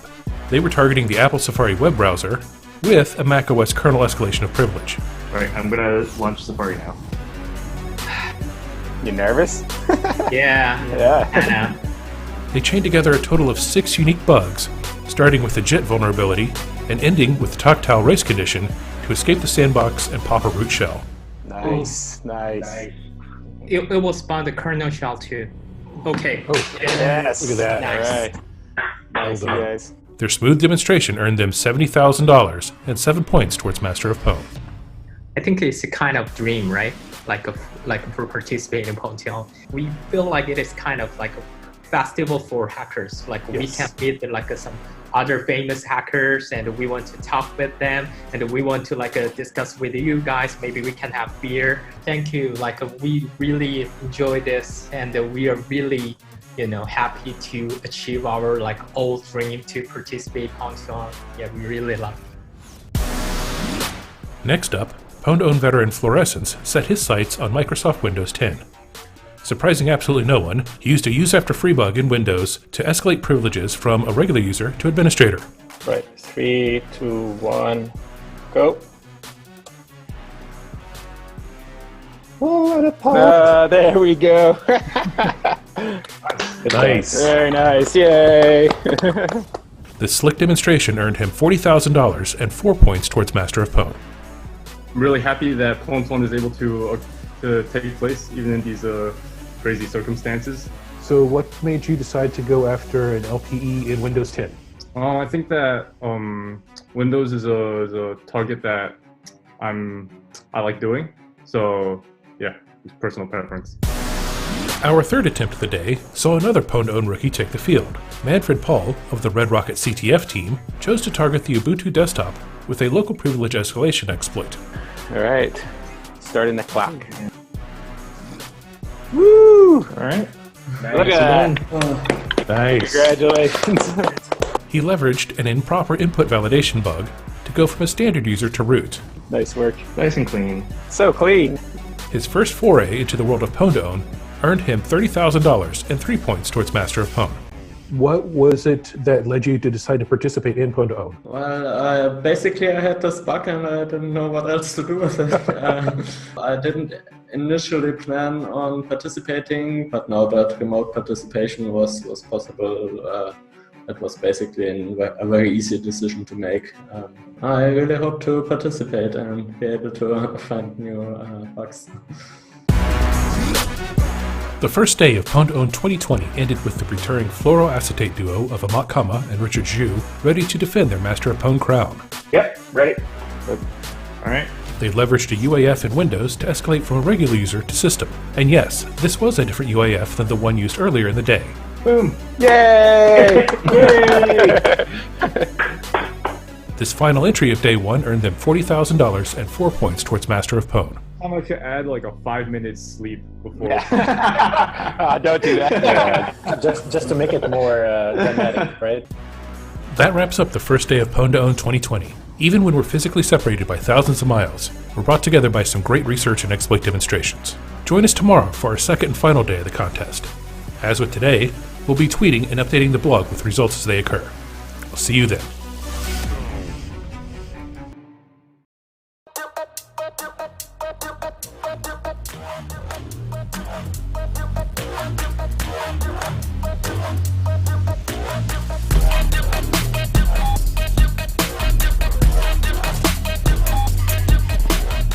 Hello everyone, and welcome back to Day 2 of PWN2OWN 2020. I'm Dustin Childs of the Zero Day Initiative. We have 3 attempts and 1 special demonstration on the schedule today, plus we have to crown a Master of PWN. Let's get to it.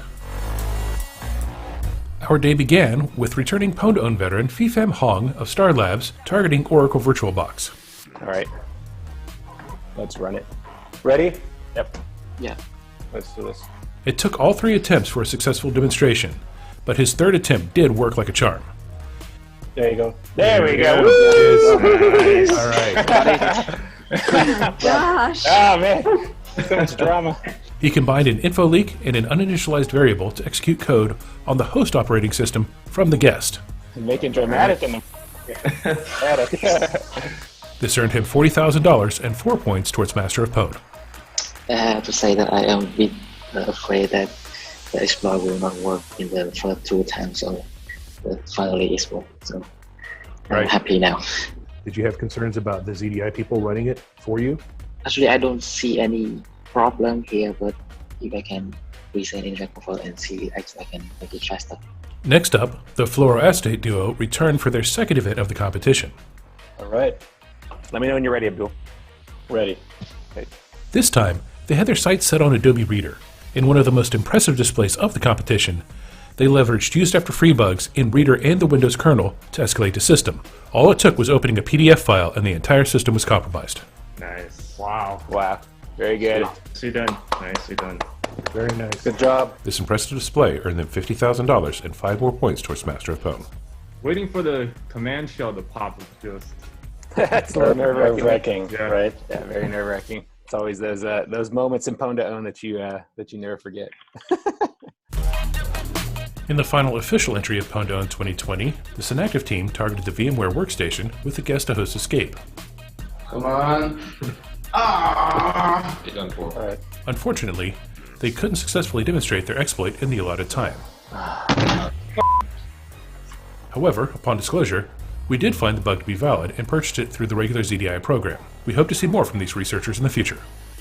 For a special bonus, ZDI's own Lucas Leong demonstrated a guest-to-host escape in Oracle VirtualBox. He leveraged an OOB read for an info leak and a use-after-free bug for code execution. You can watch a video of the demonstration over on our YouTube channel. And that allows us to award our Master of PWN. It was a tighter race than previous years, but Richard Zhu and Amat Kama of fluoroacetate were again crowned the Master of PWN. Congratulations, we look forward to seeing more of you in the future. Amazing feeling. When we first started out, we never could have imagined that we could get Master of PWN, so it's a big honor. That's great. Talk me through your last exploit a little bit. So that's kind of a scary one from like especially consumer perspective, because you open a PDF and it takes over your entire system, right? Yes, and everybody uses Adobe PDF Reader, basically. Right. This type of attack has serious consequences. And especially since the attack also happens so quickly, like you cannot react to it. Adobe Reader, it's used by so many people, so many companies, and that makes them all vulnerable to potential exploits, right? So we want to be able to help them fix the software, fix the bugs, and have a safer PDF opening experience. How was it going virtual? I guess it's easier to do it virtual, but it's more fun to be there in place, when you're there on site. I'm actually very impressed that everything is so smoothly. There's no network issues, no connectivity issues. I hope you saw the tweet, custom hockey jerseys for Master of PWN. Awesome. You've gotten jackets before. Was there a favorite Master of PWN jacket sort of swag that you go, that one was really great? All of the jackets are obviously outstanding. One of the ones that stood out was the PWN2OWN Vancouver last year. We had the full racing suit. The racing suit, yeah, that was pretty good. That was good. It was good. Yeah. We wanted to be sure to thank everyone who participated in this year's competition. There were definitely obstacles, but everyone was accommodating and worked with us to make PWN2OWN 2020 happen. We wanted to thank the participants for trusting us with their research and allowing us to run each attempt.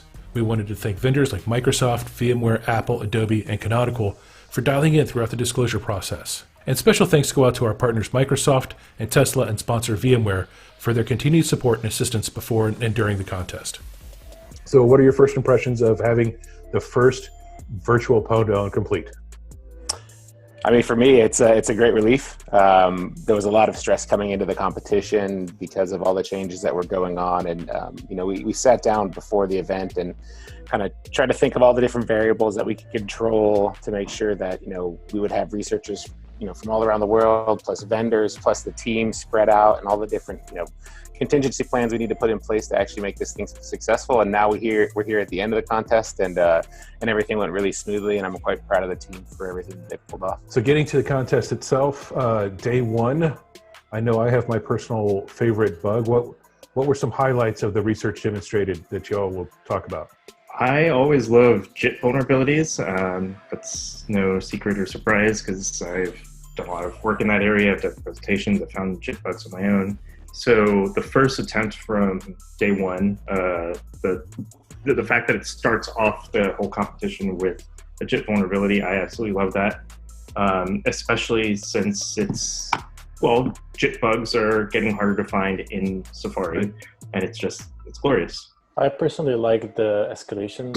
All three escalations that were demonstrated the first day were pretty good, very solid.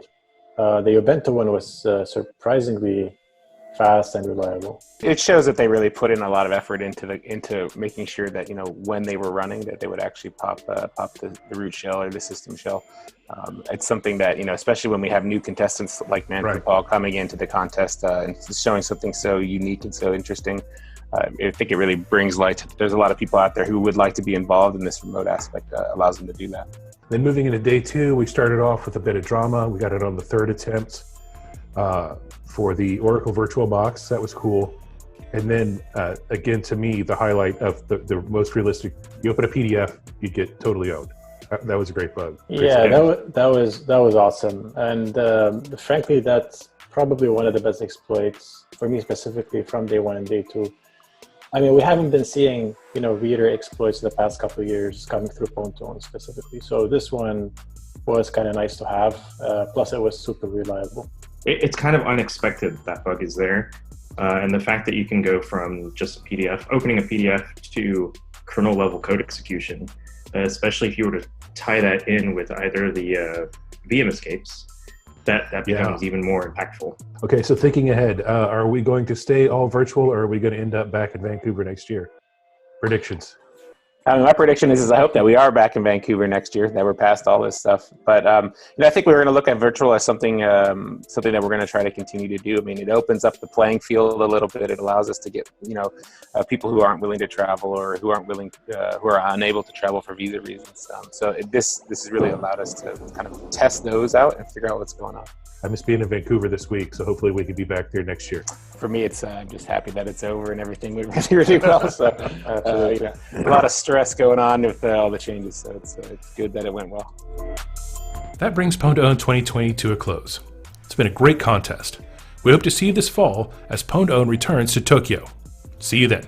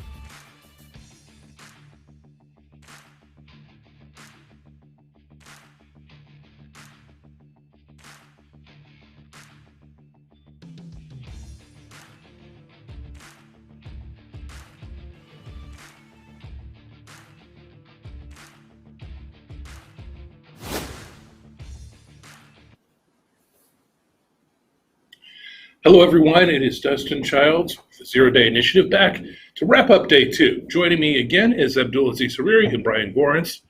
Gentlemen, how are you doing this afternoon? I'm doing great a little bit tired. Yeah, at the end of day 2, we have 2 long days, man. You're tired, but no, one more to go.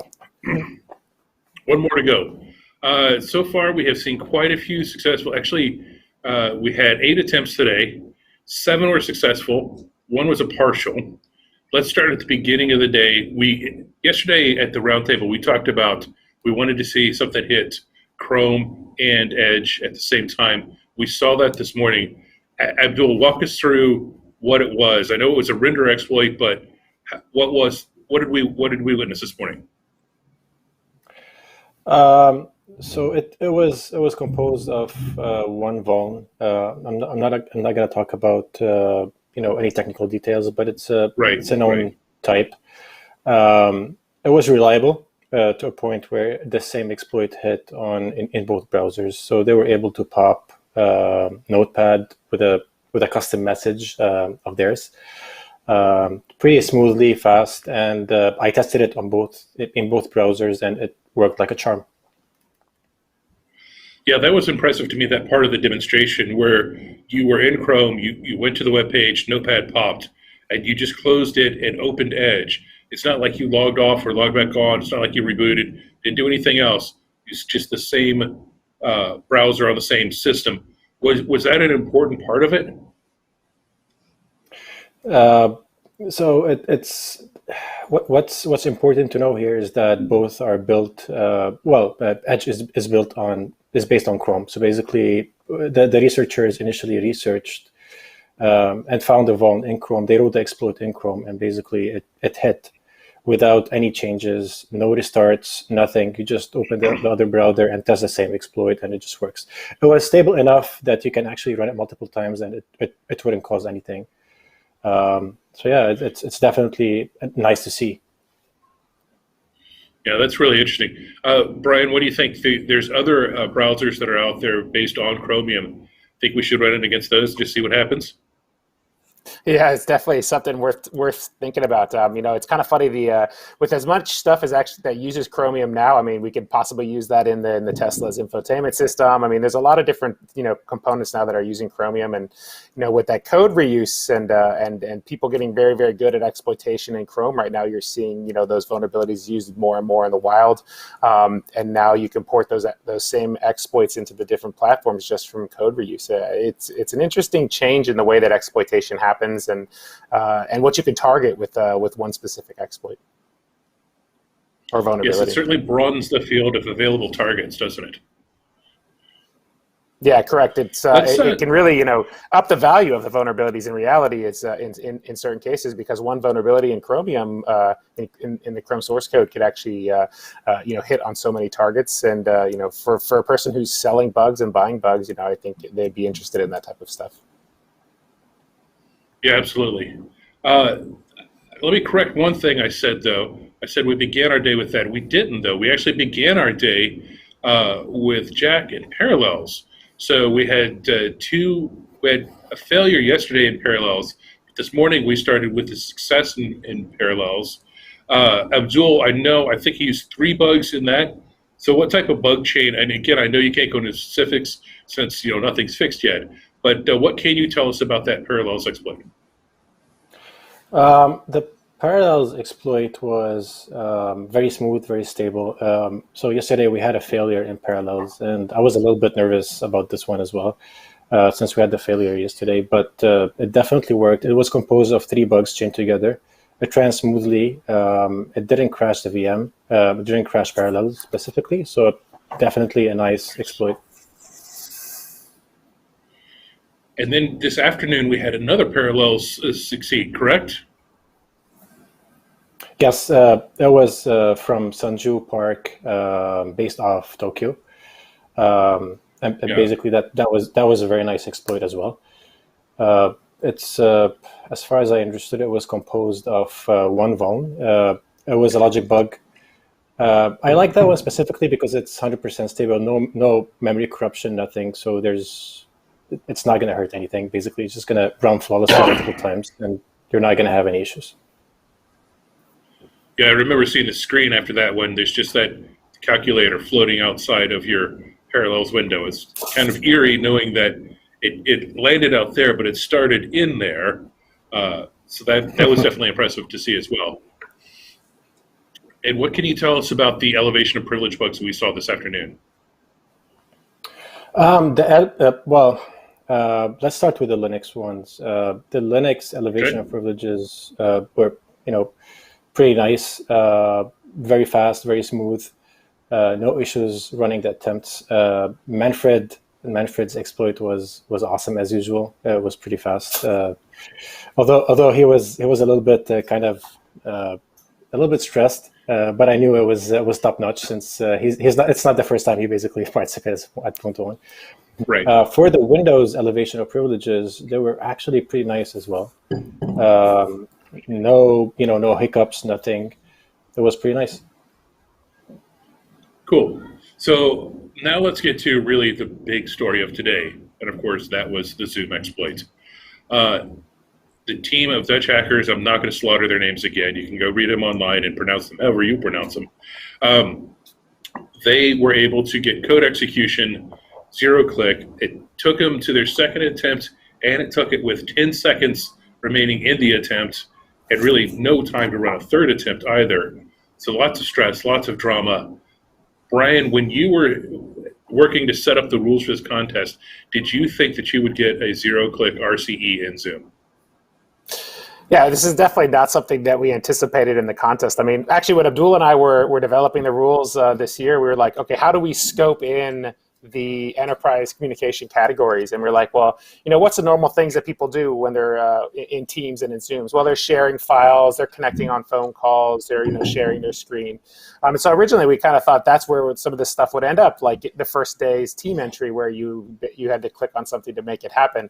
But in this case, when all you really have to have is Zoom open and you logged in for the exploit to happen, it's extremely scary. And the way that it went down with the coming down to the wire, it definitely ranks for me up in the top 3 Pwn2Own entries that we've ever had for drama and for the stuff that was going on in the background. And when they actually landed the calc, I'm in the office here and I'm yelling, yes, yes, yes. I was so happy to see that calc pop up. So. Yeah.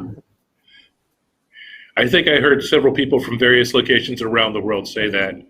And I believe so. What you were saying too is that was the exploit that they used was a little bit noisy. There's the potential for it to be even quieter, and like the Zoom user who's being targeted would not even know. Is that correct? Yeah, one of the things I was thinking is, as part of the exploit, if you look at the animated GIF that we put out there, it closes the Zoom client. But if they were actually able to clean up and work on some continuation in the exploit, I think they could actually run the exploit without closing Zoom at all and just have a payload land on the system, and the user never know except for that one phone call that they received. So I think I think if you think about kind of making it quote government grade or weaponizing it a little bit more, the what is possible with that exploit is pretty extreme. Yeah, it's definitely frightening. Abdul, take us behind the mute button if you could. We're on there, we're watching the stream. Things aren't going as expected. Obviously, we kill your feed, we kill your audio. What was going on behind the scenes? What were you and what were the researchers discussing? And I know a lot of this is still private, but as much as you can, kind of take us behind that mute button and let us into what happened. So there's something that not a lot of people actually know, is that there are some heavy dependencies that has to go through basically running the exploit. So there has to be a certain setup from the attacker side in order to get things properly sent to the target. So we had everything set up and everything done properly. We did unfortunately had a little bit of connection issues. That's why it basically failed the first time. But then Vincent had basically to fix certain things in his connection. Once that was done, then it was okay the second time. Okay, so heavy dependencies on the attacker side, but on the target side, there's not a lot of special requirements. as far as like their setup goes, though, right? Correct. It's just that attacker has to set up certain things to get things properly done. Once he has everything properly done, then he just sends certain messages, and basically it just does the job. And I've heard that because a lot of people don't realize in Pwn2Own, when you submit your exploit, you submit a white paper as well describing it. I've heard, Abdul, that white paper is pretty high quality. Is that correct? It was, and I jokingly said, I jokingly told Dan, well, you guys, it seems you guys spent more time writing the report on basically writing the exploit. It was definitely top notch, very nicely detailed, very detailed. I just want to point out and give them a big shout because it was their first Windows exploit, by the way. So they had to learn, fermentation and stuff like that. Yes, it's definitely fascinating. Wow, that really is fascinating. Did they give you any indication of how long they worked on it before it succeeded? I guess they mentioned that basically they found the bugs in a week and a half or something like that, and then from there they just worked on the exploit. I don't know exactly the total time frame for that, but I don't expect it to be that much. Yeah, if I remember correctly, they said they started working on it when we released the rules for the contest. They saw that Zoom was in the contest, and they said, well, they might as well give it a shot. I just want to mention. Yeah, that's something one of the challenges quick. we have. Okay. Go ahead. Sorry, I just want to mention something real quick. To a point where Dan mentioned that it was the first time he's like, well, I don't know which debugger I should choose to debug this. So he's like, which debugger should I choose? So yeah, they're definitely skilled. Big shout to them, of course. Great. Yeah, it was definitely some great research. I look forward to seeing the white paper. I look forward also to trying to bribe them into guest blogging on the ZDI blog. I'd love to have them come in, describe what they did, and put together maybe a little bit cleaner video of the exploit in action. And I look forward to our partner Zoom fixing it and putting out their release. I'm sure they are currently working on an update for it right now. Brian, have we heard from Zoom? What were any of their thoughts on the exploit? With Zoom, when we were in the disclosure room, definitely thankful for, for the research that came in. We want to thank Zoom for partnering with us in the contest. We reached out to Adam Rutterman early on, and we, were having discussions with him about, being involved in Pwn2Own, and they were fully on board from the very beginning. And so I think for us, it's been a really nice partnership this year with them. We're able to bring in some really nice exploits. I think, it's, when people get to see the details, they get to read the paper, it's definitely something that will be required reading for exploit developers out there and people who want to get involved in this type of and vulnerability research, how to approach the problem on a new system and a new platform. So I look forward to actually releasing a lot of the details around Pwn2Own exploits this year, and so people can learn from them and we can build better defenses against them. Yes, and as the communications director, I am just salivating over the number of blogs and all the amount of content that we're going to be able to create around the great exploits that we saw yesterday and today. So looking ahead tomorrow, I know we have one more exchange bug, and that's from Stephen Seeley, who was Master of Pwn at the first Pwn2Own Miami, and has reported several exchange bugs to Microsoft. It's been credited multiple times by them. Abdul, what do you expect Stephen to bring for exchange? I know Stephen. He's highly skilled. I expect him to actually get code execution on exchange. He's a previous Pwn2Own winner, and I know he used to be a frequent submitter to the ZDI, so he's definitely skilled. And I have a high expectation from the submission. Great. Brian, what about you? Do you have any thoughts over any of the other upcoming demonstrations tomorrow?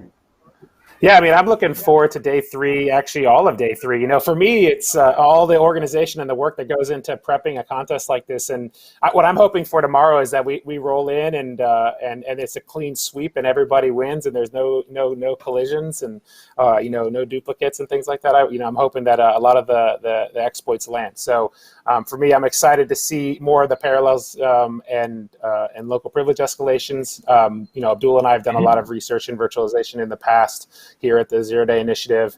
So I'm excited to see that stuff. And of course, the exchange exploit from Stephen Seeley. It's going to be a good one, I have a feeling. So I'm looking forward to all of tomorrow. I think it's going to be great. And speaking of clean sweep, let's talk about cleanly sweeping out someone's wallet. I'm not sure who's writing the checks, but there's now 2 commas in that check. And I'm excited about that. We've awarded $1,060,000. So we're getting very close to that over-under we talked about yesterday. It's more confetti. Thank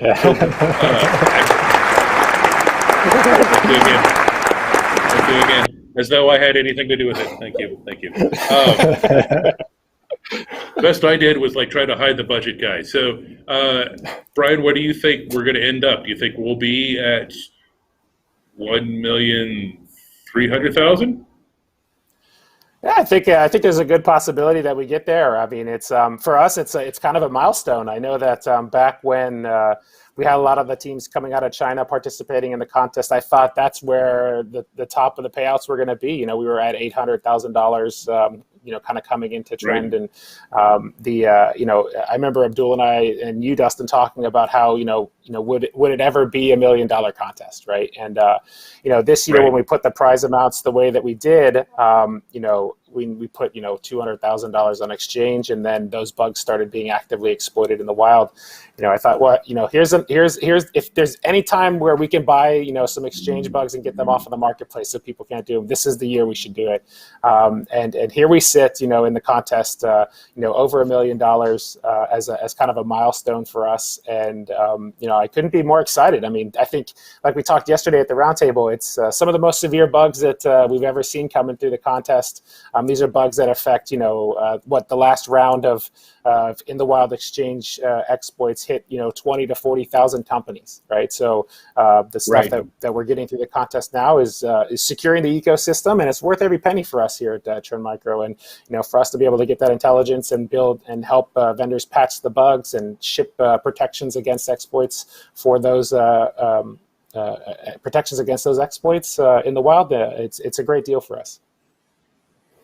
Well, I didn't even think about that timing, but we did announce Exchange as being included as part of PWN2OWN before all of the proxy logon, all of that stuff hit. Wow, interesting. And that's also without that huge thing, without even anyone in the automotive category, which I thought, you're offering $500,000 in the car. Thought we'd have somebody really go for that. But that does bring us to the Master of PWN standings. You can see where we're at. Right now, we've got 3 teams sitting at the top at 20 points each. Jack Dates from Red 2 is at 14. Team Vital, even though they had a collision, they still earned some points, so they're at 11.5. And then you see Bruno and Nicholas at 10, and the others at 4 and 3. So it's still a lot of stuff that could happen tomorrow. It's very close. Abdul, do you think we're going to see a tie for Master of PWN, or do you think that somebody's going to pull it out? I don't really know. I guess we're going to have to wait until tomorrow. Yeah. I just want to give. I just want to add. I would just want to say good job for the Vital team today. They basically did a great job with the exchange specifically, even though they had collisions. So yeah, kudos to them. Right. Yeah, they had a great demonstration. That's one of the things. Go ahead, Brian. Dustin.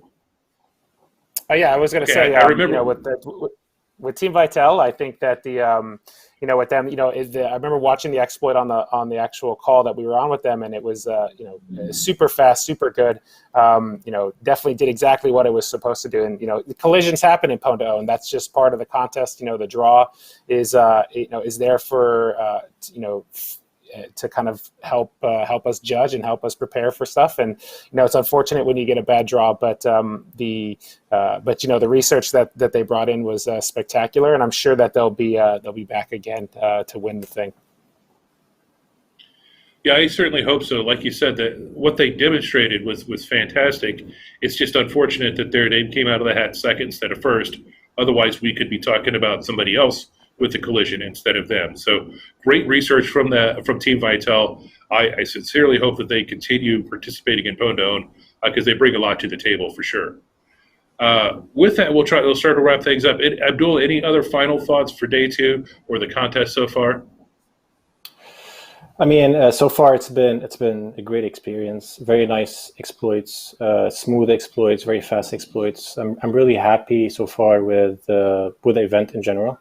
Although it's a little bit hectic on me and the team, but yeah, definitely worth it. And I'm looking forward tomorrow for the different attempts. L3 Harris, Alyssa Asage, Stephen Sealing, and everyone. So and of course Delau, the baby cow for sure. So hopefully, hopefully, yeah, it's going to be a good show tomorrow. Yeah, Brian, any final thoughts from you? Yeah, I think for us, today was obviously a very interesting day with the exchange and the Zoom entry. Kind of sets the bar really high for contestants. To impress people. I think I think one of the things with Pwn2Own, it's always driving kind of the art of exploitation forward and the art of defense forward by providing some of the best intelligence in the world to vendors. And we'll see more of that tomorrow. I mean, some of the heavy hitters in the industry for exploitation, like Synactive. Like I love when Synactive comes out. Their exploits are always really great. And so I'm looking forward to those ones personally myself tomorrow. And making sure the contest runs smooth and giving everybody an opportunity to win. I'm looking forward to all the great stuff that happens tomorrow. Great. Yeah. Speaking of bad draws, Synactive does seem to have those occasionally, which is unfortunate. But yes. Much like the Red Sox, though, I'm sure they will break that curse eventually.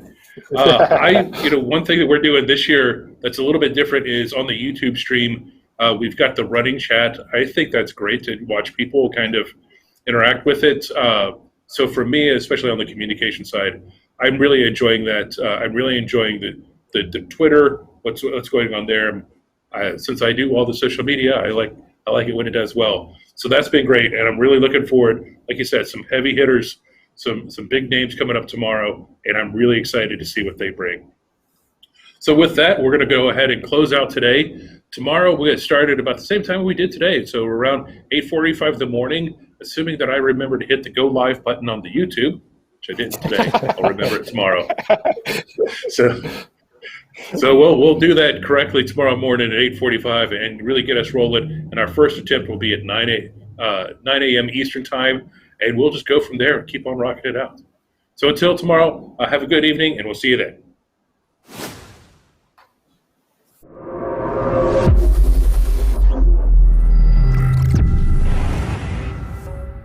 The Zero Day Initiative is the world's largest vendor-agnostic bug bounty program.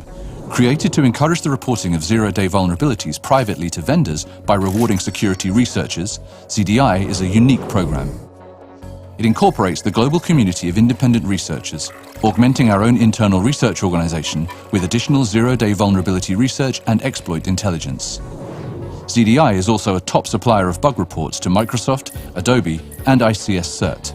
Bug reports submitted to the program are first verified by our own Trend Micro researchers. We don't publish any technical details concerning the vulnerability.